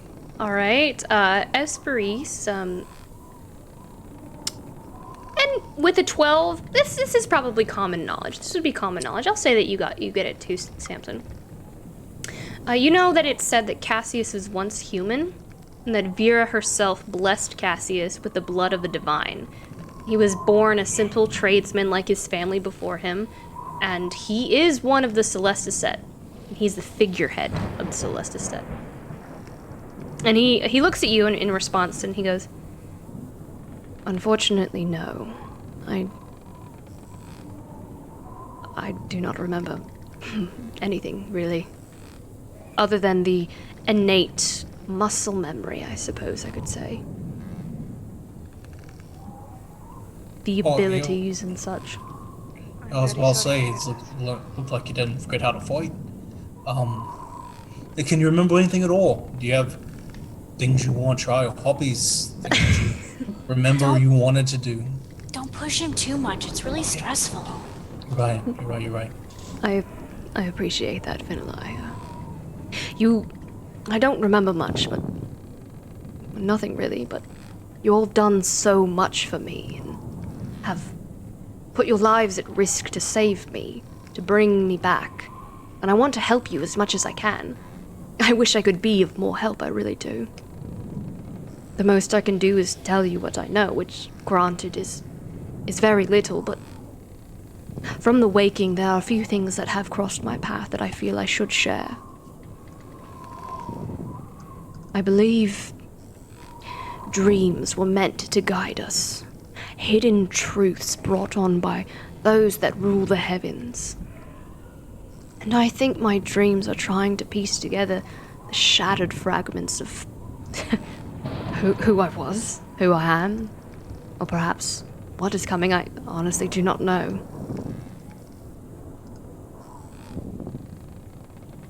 When he starts mentioning dreams, Ermir, like his face gets very downtrodden as he remembers dreams that led to his fate. With Cassius's passive perception, passive insight, we'll say, because this would be insight. His passive insight is... Oh, he actually has terrible passive insight, 11. But I guess he wouldn't know what it meant, but he would probably definitely see that there was a shift in your demeanor. He'll just look at you and he'll say, "I do not wish to make anyone uncomfortable. I don't have to share. Please share." Oh, yeah. Have you seen anything in these dreams? Maybe a girlfriend or a boyfriend, something like that? Any of your old friends? You know, anything? On Priori's way to put her hand on Oromir's shoulder, she's gonna slap Samson again. Do you let it happen, Samson? Or There is no slap prayer I could give I wouldn't take. So... Luden likes Priori again. This is the take, like. I just mean, like, is there anyone that you remember from your old friends or? Let him explain. All that kind of stuff. Let him talk. We are very excited to hear of what you may have learned, Cassius. You are a great figure and we admire and respect you very much. Anything that you would be willing to share with us, we would be glad to learn. He kind of takes a deep breath, and those of you kind of sitting around, like, he is drawing. He's trying to draw faces. He's not an artist, like, not that kind of artist, so they're not really done well, but he's trying to draw faces, and some of them have horns. Some of the individuals have, like, horns on their head, like a tiefling. And he says, "My dreams are flashes. Broken fragments. I see a great mountain reaching to the heavens, and it calls to me. It whispers my name. There is a blood moon in the sky, and it peers down on the world below like a gaping, lidless eye. There's a tiefling woman. Her skin is faded like volcanic glass, and she smirks while looking at the stars. Her skin is cracked like glass, but put back together with streaks of gold. I also saw a man with blood on his lips, dark short hair. He was alone, sad, crying out, but he is no longer. He found something or someone, a meeting of chance, perhaps fate. The other that found him, his skin, it's scarred in some places along his arms and hands. His skin is dark and his hair like embers. His eyes have changed. Another woman with a smile that I lose myself in. She's bright like the sun, with stained glass skin. And you see as he talks about the last individual, his eyes kind of unfocus and he drifts into his thoughts, looking away for a moment. He kind of continues, I know them all. Well, all but one, the one with scarred skin. I don't know the others, I just know. Alright, he says, I don't know how I know the others. I just know. I feel it somehow. Did you say you do know the one with the scarred skin, or you do not know them? I'm sorry. I do know them somehow, but I don't know how I know them. I just know. This mountain. Could you describe it? Does it have any recognizable features, or is it snow-topped, lots of forest? Was it like anything that we flew over? Very large, not too large? It is the largest mountain to ever be known. All the other mountains bow to it. Thank you. Mountain is confused. Like, who talked to me? Do you have reason to believe, is this mountain a volcano, or just a peak? Do you know? I do not know. Okay. The man with the hair like embers, his skin was dark and almost red.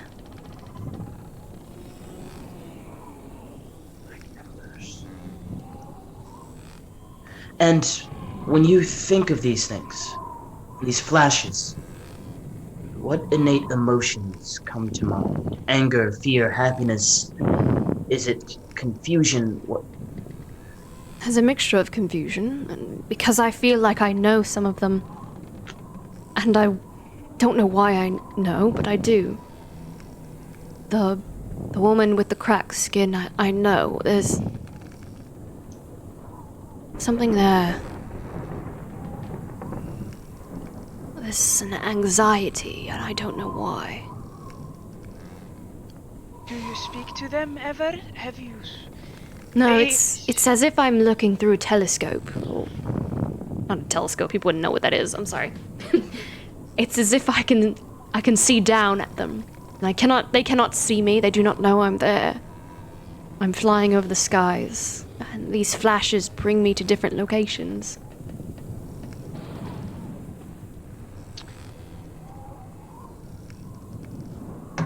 Maybe you know them because you possibly worked with them in your past life, or you must have been close to them somehow.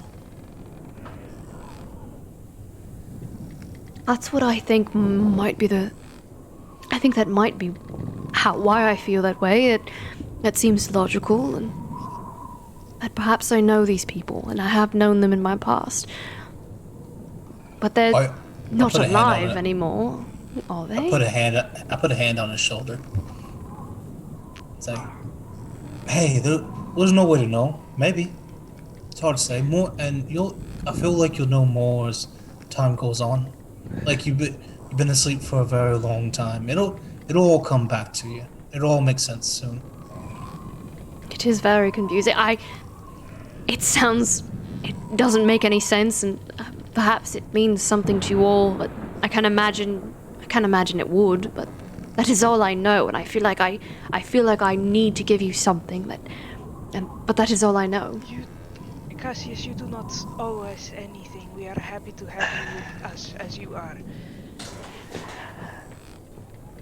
Cassius, do the words the Seven of Severance mean anything to you, or any memories or anything like that, or is it just... He just kind of looks down at his paper and he begins to scribble a little bit more on it, and he leans back in his chair.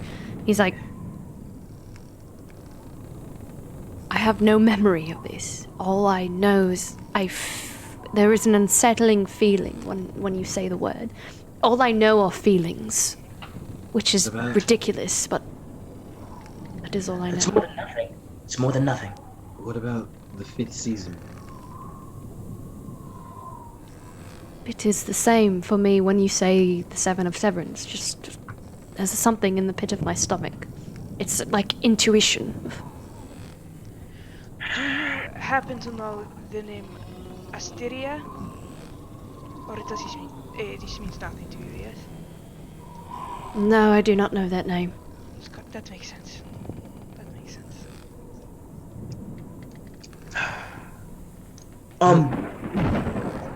I guess if you have nothing else to add, don't want to prod.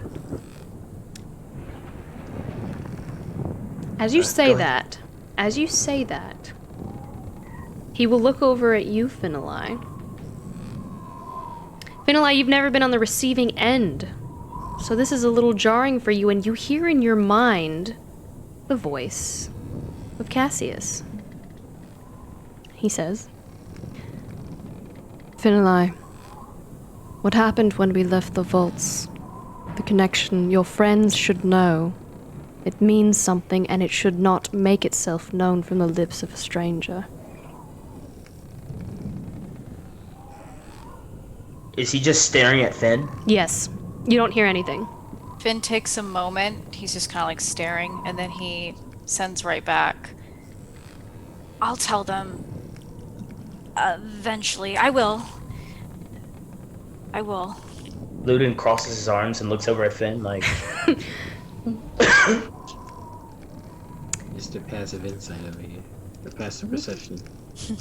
Cassius I got pretty good insight. Cassius looks back at you. There is something, like, they're just staring at one another. Cassius... Like the rest of us are all just exchanging glances. I Cassius... thought we were a spinster together.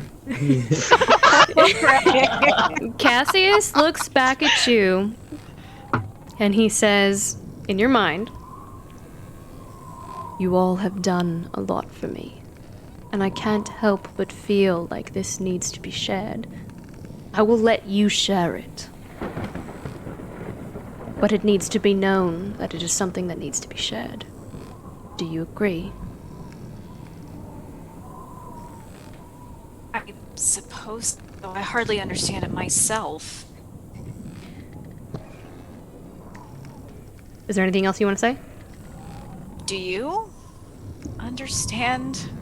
He just What kind it of. means? You all see Cassius just kind of like quietly laugh, and he closes his eyes and he looks away from Finnelie, and then he looks back up at him, and he says in your mind, "There's very little I understand right now." Right, of course. Same, like always, actually. So I guess we connect on more than that.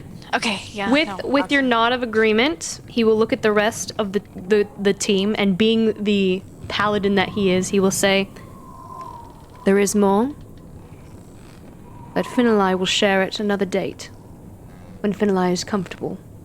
I look at Finnelie. Mm-hmm. Yep, straight up. I hope that Really? you all will respect his wishes. But there is more, and Finnelie will share when he is ready." Of course. Do you want Alright, more salad or dressing at all? Looted will just tap, have his hand on the side of Esri's shoulder and be like, I think he might be good. Esri's on that one. As him, he still hears Cobbly with his... He does finish his salad, and he actually finishes the crouton bread and stuff, and he kind of stands up, walks over to you, Esperise, and he goes, "It was delicious. I know you are learning, and you are doing an amazing job. Keep trying, and keep doing the great work that you are doing. Never give up." And he just kind of bows to you, and takes your hand and kisses your hand, while looking at you. And he looks stricken. I don't know if that's the adjective, but as though she's been mortally wounded as this happens. What do you mean mortally wounded? No, it very much takes her off guard, and she is no longer in her performance. She just... He wasn't saying you were doing a bad job. He was telling you. Okay. No, she knows. It's very nice, and she actually believes it, and it's taken her off guard. And he bows to you, and he goes, "It is late. I bid you all good evening." Good evening, Cassius. And he will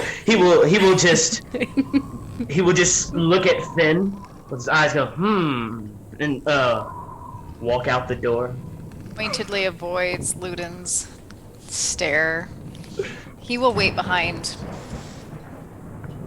for everybody else to leave.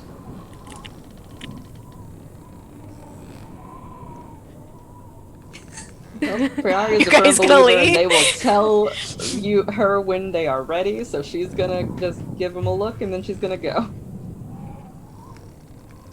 Wait, do we want to talk about what these people are?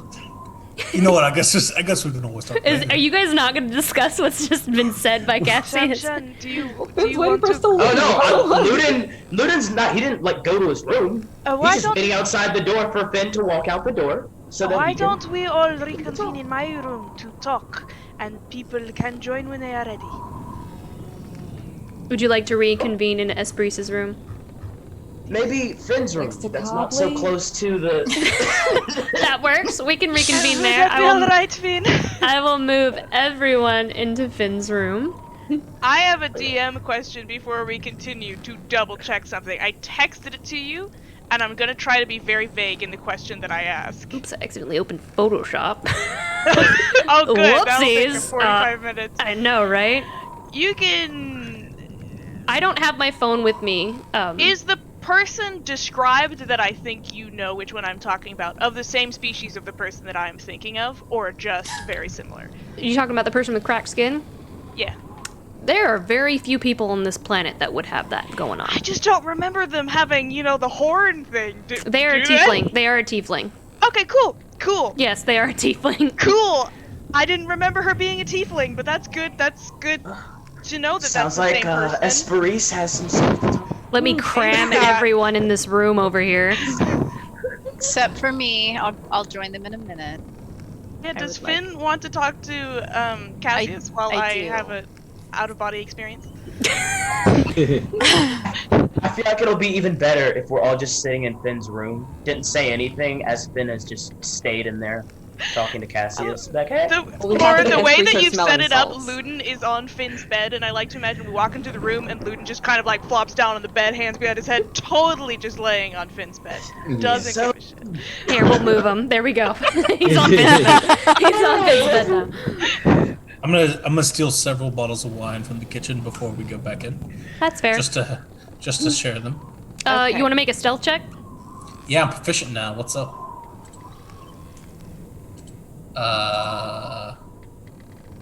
Don't worry, that's a 13. You pretty good. grab like 3, and like Grease looks over at you. He does notice. He's in the kitchen still. Like that's his post, and he goes, "All right, not 3, but you can have 2." Sam's just trying to I talk give about him these stuff. 5. I give him a gold. All right, you can have 3, Grease but is like, don't you be telling the captain on me. just greasing the wheels a little bit. Never grease. I bring All them right. all. I bring them all back. I just don't. Yeah. I would never. Finn, you want to so- have a moment with Cassius real quick? Yes, please. Okay. Shink. Move over here. All right. So he is going to wait for everybody to leave. Yeah, checks to Cassius is make just sure. gonna kind of be. He's gonna be laying in his hammock over here. Okay. As you walk in, he's gonna be laying in the hammock. He never really left, so.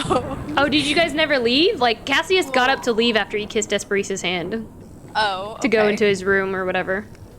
Sure, I'll knock.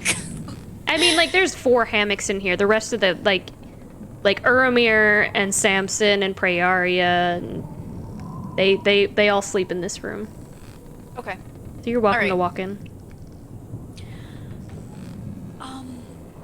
One more thing. I don't want to bother you. No bother at all. Did you have to say that out loud? I was going to tell them. I asked So you. funny coming from Finn. It's the irony. It's He looks at you. He kind of sits up in the hammock and he looks back over you and he looks confused and he goes, "I did ask you and you agreed. I said that this was something that needed to be known and that it should be shared, that it is there, but it will be shared when the time is right. And you said that you agreed." Yeah, but you don't know them. They're really pushy. The time that is right to them is when they think it's right. But that's not why I came back. I really wanted to show you something. And he digs in his pocket and he pulls out the emerald spyglass. I don't know if anyone's ever shown you this yet, but here, look inside. He takes it and he kind of looks at it and he's just like, before he even looks at it, he's like, "It's beautiful." Yeah, it is, but even better when you look inside it. It's even more He beautiful. extends the spyglass and just kind of looks through it. And he, like, as soon as he does, like, there's a smile that kind of, like, creeps across his face. And he just kind of moves it. He moves it around the room and just kind of, like, moves. He moves around. He's kind of lost in it for a moment. And if you look directly up and a little bit to the left, you'll see your constellation. He, as you say that, he takes it down. And, like, his face just, like, his smile fades for a second. He goes, My constellation. Yeah, the one that was named after you. You have one. And everybody knows of it. And you do too now. He looks like there's this look on his face that is just kind of like somewhat shock, but like shock and confusion and intrigue, and I mean your passive insight is high enough to be able to kind of get that. And he looks back up, and as you've directed him where it is, and he looks and he goes, he kind of takes a moment looking through it, looking at it. The smile is gone. He's just kind of getting lost in this constellation of seemingly himself. And he takes the spyglass down and he looks at you and he goes,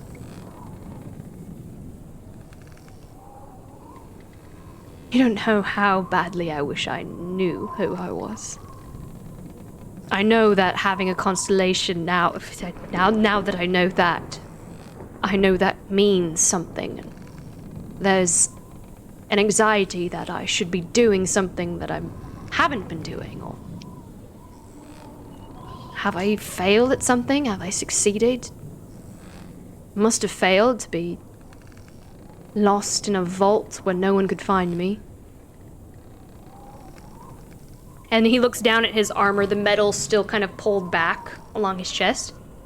I mean, I must have failed. So I can't be all that great, can I? That's not true. Every hero falls.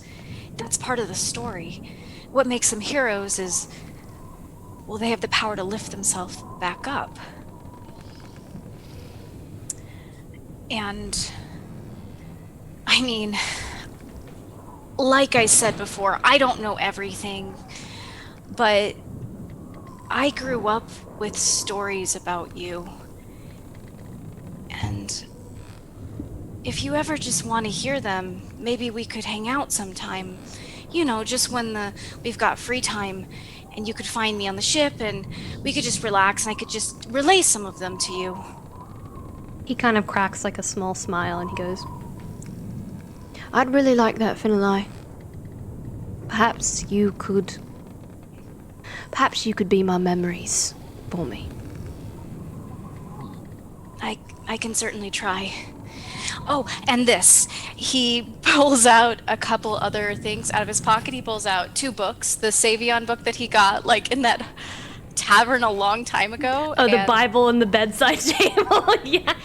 Yes, that. and the book on the new Pantheon that he got from the library. And he's just going to kind of offer that up as well. Just in case you want to read up on this. He will take them, and he kind of looks over them and goes, do you have many books? I feel like I'm probably very behind on what's going on in the world. Not only my own life and my background, but a couple thousand years. I'm sure that there is much for me to learn. I have so many books, and you can borrow any that you want. All of them. That'd be nice, Finlay. Perhaps you can, if I have any questions, I could ask you about them as well. Sure. I'll do my best to answer them. Okay. I'm gonna go now and probably get ambushed by my party. So, have a good night. Good night to you as well, Finlay. Thank you for sharing this with me. I really do appreciate it. He kind of, like, takes the spyglass and collapses it back together, and he holds it out to you. You can keep it if you want. Can I? Yeah, just Are you sure? consider This looks very expensive. Just consider it a gift from me. Anytime you question who you are, you can just extend it and look through it. He smiles, and he kind of looks down at it. Thank you. You've been very kind. I appreciate it. All of it. I appreciate how kind you've all been towards me. When you have no reason to be. Oh, we have plenty reason to be, but that's for another time. Good night. Good night, Finlay. He'll rush out. Rush up the stairs. Blushing madly, like, I can't believe I just spoke to Cassius. And, do you go into your room? Yeah, he's like, I gotta go look at my books and see which one's Cassius. You open the door and immediately see... You see Ludin with 20 good berries. He's cast Speak with Animals, and Snog is just on his lap. Yes, he is! Snog is just looking... Yes! Snog is looking over at you. As, like, and Ludin's looking at the door, like, very much like... Yes, just one by one, and he goes, and he says to Snog and Snog language so that you can hear. He goes, oh, look who's arrived. Oh my god. It's Food Hand. Why don't you say hello, Snog? Hello, Food Hand. Yes. Berry Man give Snog berries.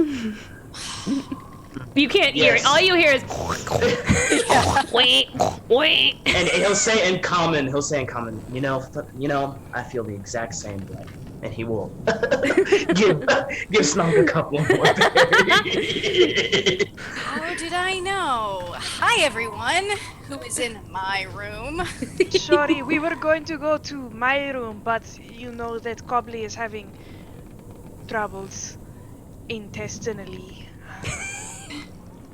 Right. So are we all sleeping in here? No. It was we thought. It just feels like the right time to share some information. No, Luden, no. We came here because we just received information from Cassius, and it might be good to discuss it as a group. If there is anything that anyone might like to share, they can bring it up when they're ready, yes? No, Finn, speak now. I think it's really interesting though that he was talking about some sort of prophetic blood moon over Mount Vera. Isn't that crazy? What does that have to do with me? Apparently it's something. Okay, look, how about the fact that this information obviously has something to do with our mission? I don't know anything about blood moons or Lady Vera or How about our mission, Finn? How about our mission? Do you know anything about our mission, Finn? Luden, do you remember the last time you pressed us for information? It didn't exactly turn out the way you wanted it to. You know, Jeremy, that's completely fair. But the god downstairs just said that we needed to know something. at the right time. He said at the right time. Okay, if this is the way that everyone feels, that's completely fine. Like I said, I'll go with what the party thinks. Is there... That's fine. Finalai, is there a reason you don't want to share? It's not that, it's just, it's kind of weird and uncomfortable, and I didn't think that it was something that I just had to be like, hey guys, hey, guess what? When I held Cassius's hand, we just shared all the feelings and emotions and thoughts that ran through both of us, and it's totally a thing, and we can definitely do that.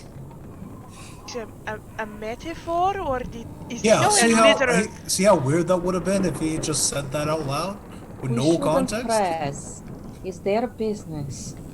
Yeah. What? Finn will tell us what it is when the time is right. No, that's what it, that's what it is. God. I mean, when I was sneaking Cassius out of the vaults, we had to hold hands, if you recall, and it was really weird because I could feel how he was feeling, just all the panic and just confusion, and he could feel how I was feeling, and I knew that because of how uncomfortable he also was, and how quickly he wrenched back his hand whenever we got out of the vaults. And no one's been able to do that before. I mean, I can do it to other people, if you recall with Crick, but I don't usually have people go into my head. Does that happen every time you hold hands? I haven't really tried again. I mean, I just don't know if when the opportunity would arise, when I would just be like, hey Cassius, I'm just gonna reach over and grab your hand. Well, I think that is a perfectly reasonable thing to not share with all of us. Thank you, Samson. It's completely normal. There's no reason to think that ought to be important, ever. So I think Finn was 100% justified, and we should allow him to keep his secrets. But I guess... I agree, but That's Cassius bull, but seemed whatever. to think it was important. I mean, I do not mean any offense to you, Finalai, but that seems, it does Like seem a lie. No, Seems like a lie. No, it seems Why would like it be a lie? And even if it is, who cares? Yeah. No, why am I lying, Luden? Oh dear. I'm gonna keep my mouth shut. No, why don't you share it with the party? Since I had to share everything, why don't you? Share everything? Have you shared everything then? Well, why Are you? don't No.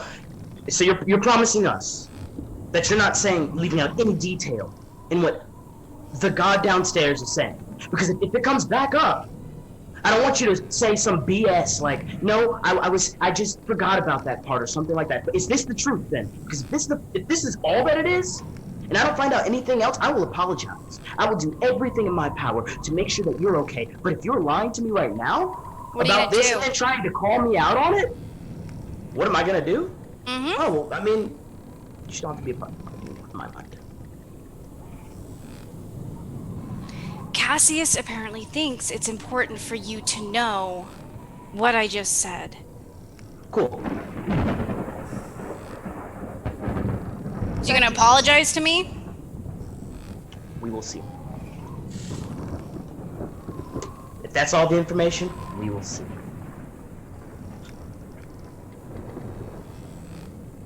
Anyone else? Anyone else want to ask me about anything else that's been going on?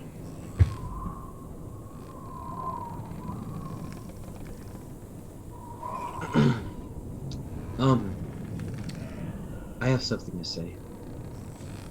And he'll look at everyone. See,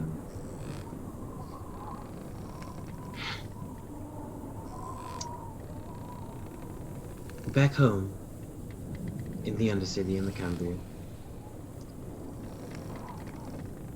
we didn't have much, but we all had each other. And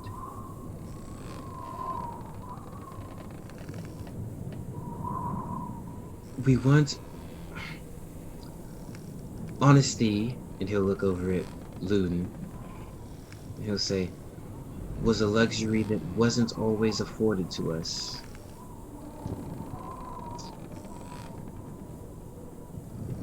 But we always trusted each other, whether we had secrets or not. And he'll like go back to looking at everyone, say, we've all had our secrets, some big, some small, some from the rest of the world, some from each other, I'm sure. But even if there are things about each other that we don't know, we should at least trust each other well enough to know that we're keeping secrets for a good reason. I'm sure there's plenty that I don't know about you all, and I'm sure there's plenty about myself that you don't know. I trust, and I think Cassius did too, that when the time is right, we'll shed light on those things. We've all lost a lot. I mean, you know how much I've lost. And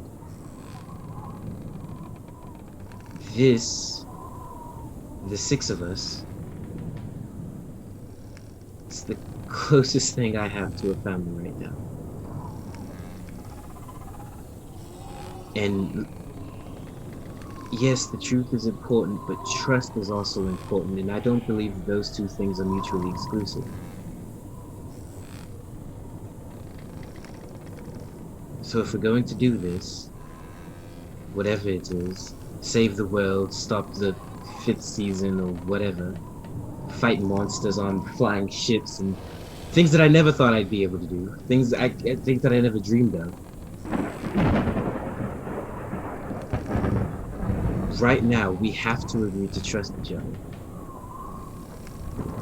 Regardless of the amount of information that we have, or regardless of what the quote-unquote truth may be, we fought alongside each other, we've bled with each other, we've saved each other's lives. I feel like we've all earned at least a little bit of trust.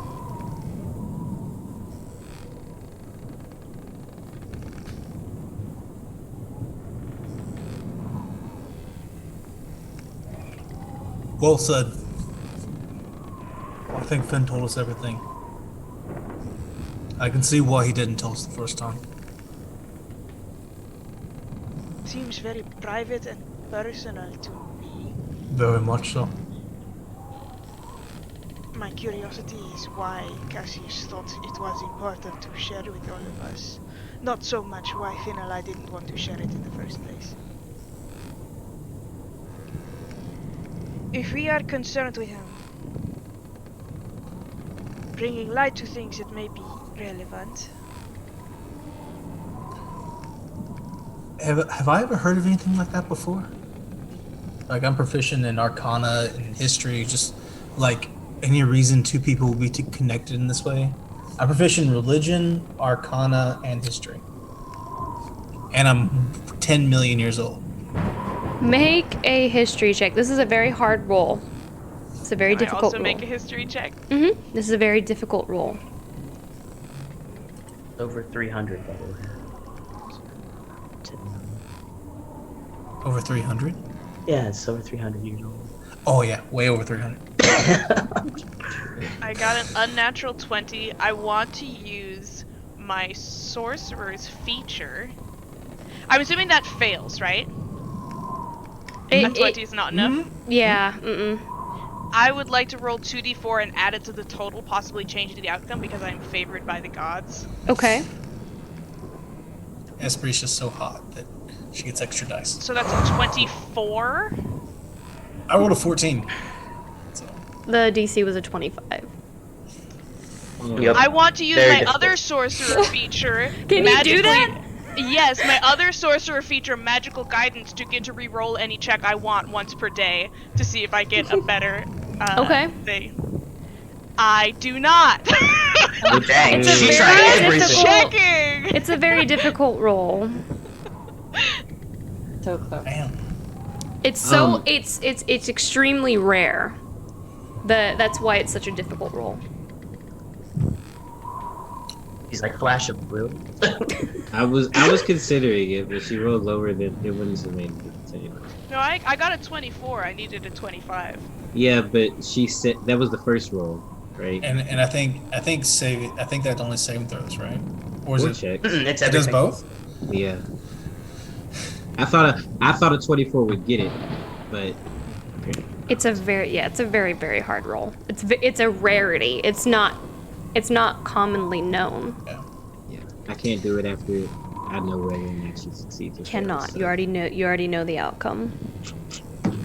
I'll say. I'm gonna just start doing it. Whatever. It's like I roll a 30, flash of brilliance, just in case.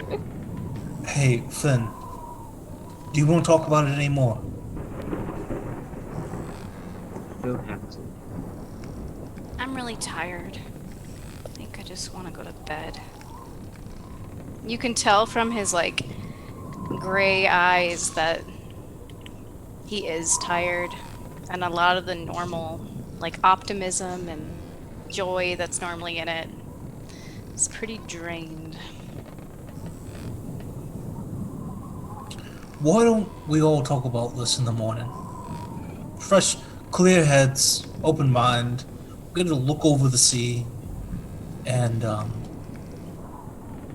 yeah, in the morning. Yeah, we'll have some thoughts maybe run through our own minds. We'll talk about Mount Vera and the birth of the Scar family and all this other fun stuff. But we'll figure all that out tomorrow. Okay? Esperis is gonna rise up. Clean off clothes. I think that sounds like a very good idea. We are all leaving, yes? Yeah, yeah, Ludin will get up and pass Snout and say, peace out, Snout. I don't know if we'll see each other for a little bit. He just And, opens his mouth. Yeah, he'll be like, that food hand feed you. They got you.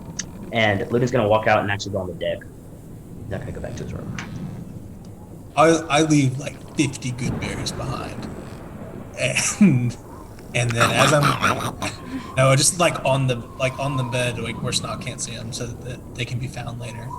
And as I'm leaving, I follow Ludin and Esprit Salad, and as I'm leaving, I cast a message to Finn, and I say, "You are very brave, Fenelai," and I just leave. Irma's gonna linger a bit. And he's just gonna pull a small box out from his pocket. He'll say, I'm sorry about all that. If anyone knows about keeping secrets, it's me. But here, maybe this will make you feel better. Hand the box over to you. Finn. This is for me? Yes. Do you want me to open it now? You don't have to if you don't want to. I mean, when the time is right. Just thought it might lift your spirits a bit. Okay, thank you.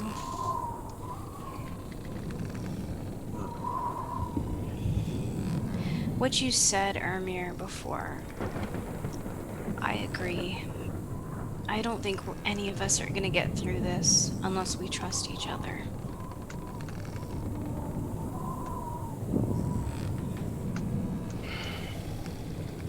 Yeah, I'm hoping we can all find a common ground. We've been thrust into this, and none of us really know what to do next. For what it's worth, I know that I can trust you. Thanks.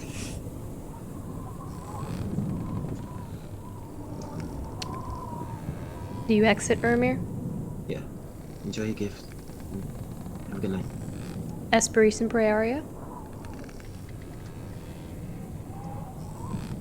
I was just gonna, on the way, I was just gonna kind of lean in and say, we are sorry, Lyre. And then she's just gonna give Esperis a look and head out. Esperis got out of there post haste. She does not think her presence is going to help this situation at all. Do I have a moment to ask either Urmir or Samson a question? For sure. Character interactions. Let's go. Definitely. Yeah, just whoever is out first, I guess. Well, I think it was Uramir. Because I probably just left. I'll probably just leave. Yeah, Samson left first. I lingered for a bit. Oh. I'll wait for Urmir. Before you have this moment, Yeah. Finali, do you open the box? Now that you're all alone with Snog?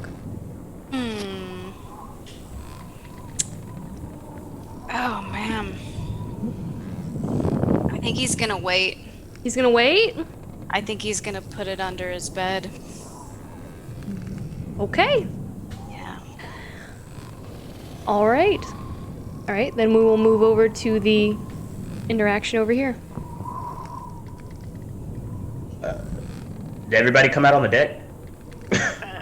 I'm gonna try to get Urmir away from everybody else. Just if people move back out to the deck, just to have a second.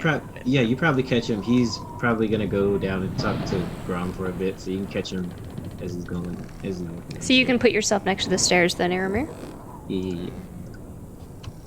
I can do this. Wait, really? Oh my god. I'll move you. In the back? Okay. I will move over here, Aramir. Over here. There you go. You know, the doors are very tiny of the ship, okay? They're too small and I It's hard keep to running walk into the through. wall. Yes. Anywho. So are you, you're busy. Do you have a moment to...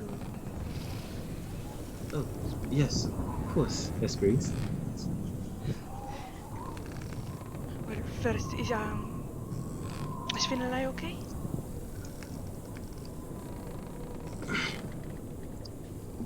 I don't think so. I mean, I'm sure he will be, but there's pretty heavy stuff in there.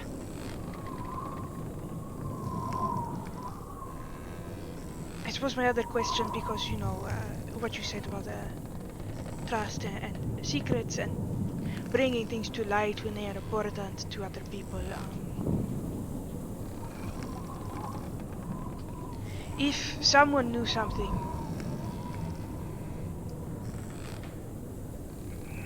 I don't know, would they... I think I might know something about Cassie's dreams, but I don't know enough to be helpful. There is someone I think... I don't know if I'm ready to talk about it. Is that untrustworthy? I don't know. I am not used to keeping secrets, I suppose.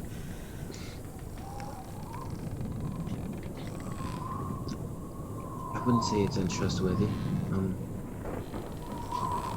I mean, none of us are quite sure of much of anything at this point. I mean, if you think it would help, I'd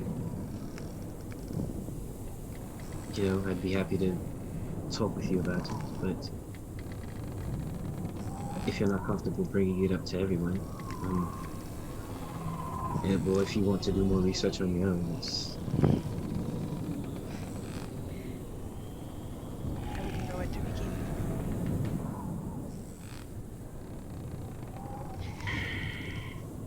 Would it be okay if I only told you about it and then you could decide whether or not it was... I mean, whether it was relevant to tell everyone else or whether it is just, what I want to hear about something. It might be nothing at all. He'll think for a moment, and then he'll look back at you and say, Vespers, when we first met you on the road that day, you said you were sent to help us from your church or your temple, right? Yes. Yes, I am. I am. Do you have everyone's best interest at heart? Yes, I do. Yes, and you're right. Yes. I'll tell everyone over breakfast. It's probably nothing, but I should...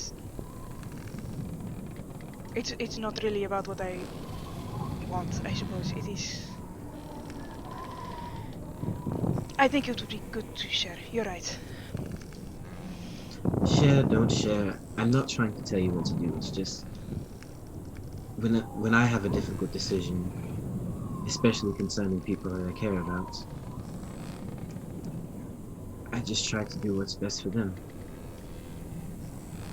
And I'll admit it's gotten me into some weird situations and some unsavory ones, but at the end of the day, I know that I try to do what's right. So, I'm not going to tell you what to do, just if it feels right to tell them, then that's what I would do. Thank you. I'm so sorry. You were going somewhere. I'm sorry for taking up so much of your time. I'll see you in the morning, alright? Yeah.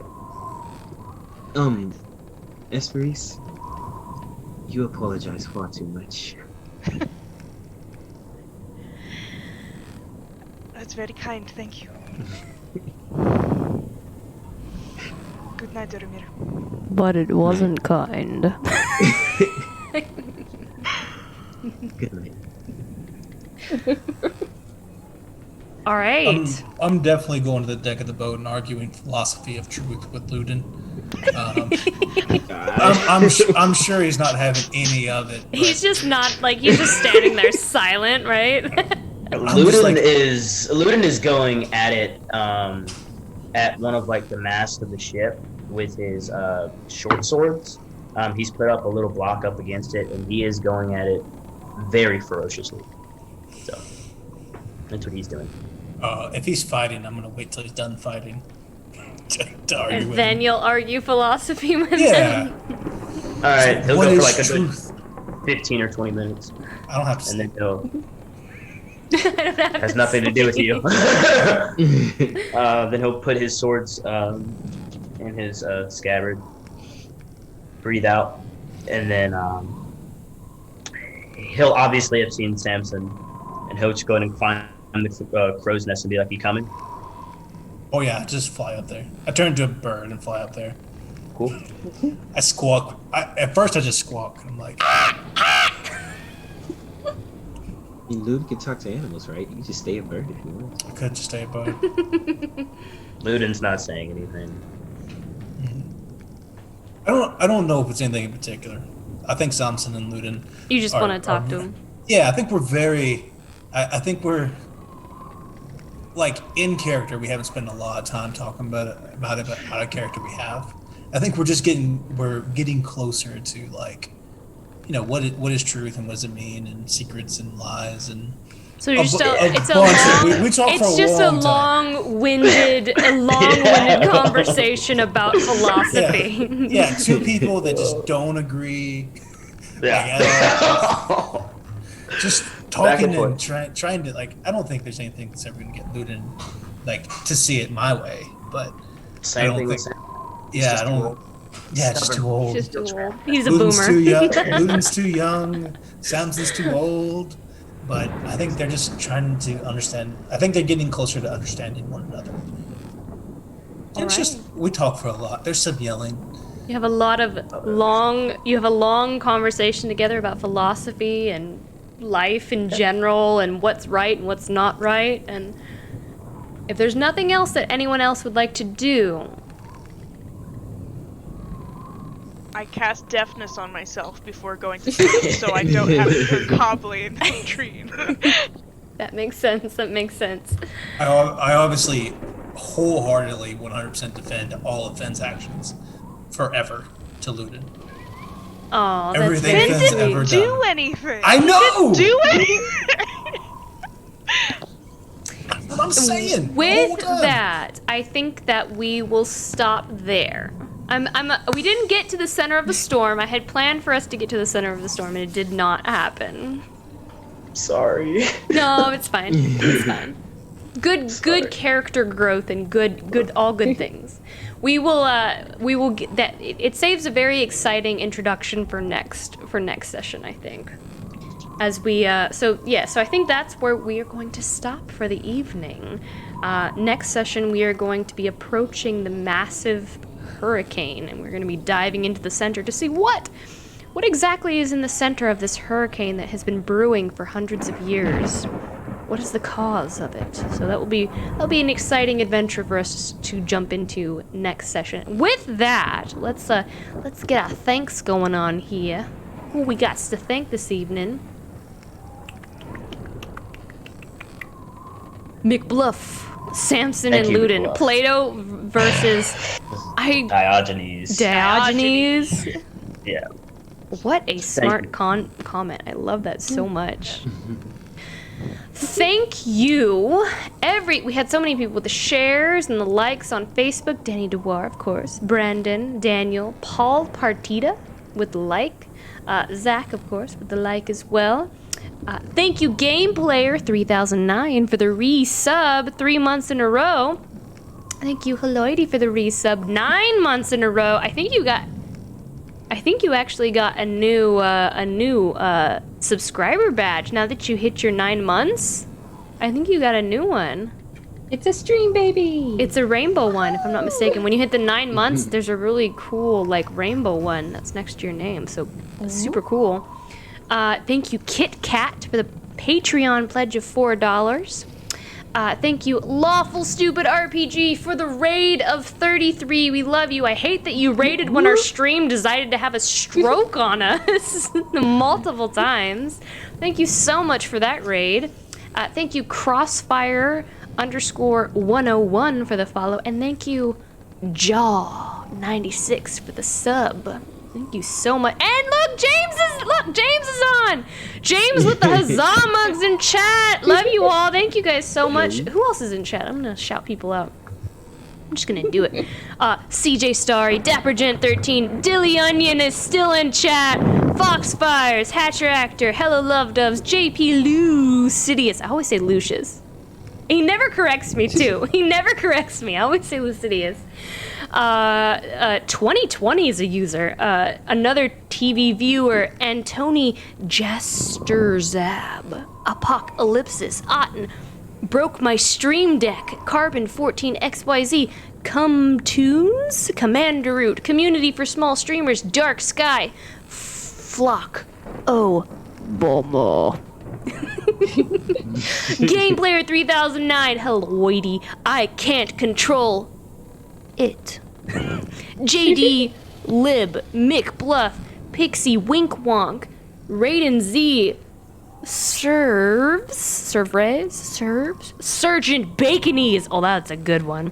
Streamer, Discord community, Stygian Sticks, Toms, Unforgiven, VNK, Virgo Pros, and Yosef the Spammer. Thank you all for being in chat. Thank you so much for all being in chat and sticking with us to the end of the stream. Thank you so much. And with that, if you love the cast and crew of Fate's End, I'm going to put the Fate cast in chat. You can follow us on social media. There's all of our socials. You can follow us on social media. If you enjoy our show, please consider supporting us with a sub or use that free Twitch Prime while Daniel finds us someone to raid. Or sub. Twitch Prime sub or sub. It We takes just a lot. got another follow, by the way. Did we get another? Oh, hold on. Let me go back. I will thank you for your follow. Mark! Wait, hold on. Marcelo Cav. Marcelo Cav 122. I hope I said that right. Marcelo Cav 122. Thank you for the follow. Thank you so much. Thank you so much. If you enjoy our show, please subscribe. It takes a lot of work to bring you this content every week, and we want to keep bringing you awesome content every week. Subscribers, of course, get exclusive emotes and access to the Secret Corridor on our Discord channel, where I share work in progress shots of my artwork. We share behind-the-scenes looks at what we're working on, and more. You can also catch up on all of our shows on YouTube, so make sure to follow us on YouTube. That is Command YouTube. I'm gonna put that in chat for all of y'all. Command YouTube. So make sure to follow us on YouTube. We also have Patreon, patreon.com/Ink&Lyre, where we share behind the scenes. Like after this episode, we're going to record a behind the scenes clip of all of us reacting to tonight's episode and the craziness of us responding. We had a really crazy one involving Volpa, like I think last week or the week before, which should have been censored, but it's not because we only give you the best. I didn't get the censor. Told me not to. We only give you guys, the patrons and the subscribers, the best content that is completely uncensored. Not streamer friendly. Monday, we have Twisted Veil. I think Daniel already initiated the raid. Did he initiate it already? Okay, no. Okay, great. It's gone. We're gone. We're gone. Oh, we're gone. Yeah. He initiated it already? Yeah, we got it there. We're not even, Daniel, what the heck, man? They was just like, fuck it, we out. Like, drop. Well, everybody that's I'll just... there. Daniel, I was in the middle of closing announcements. You initiated the raid. Oh, we're still recording live, so everyone who watches the VOD is going to see us just be like, wait, what? Okay, well then, bye. I guess there's nothing else for me to say. Bye, everyone. Guys. Bye. Bye.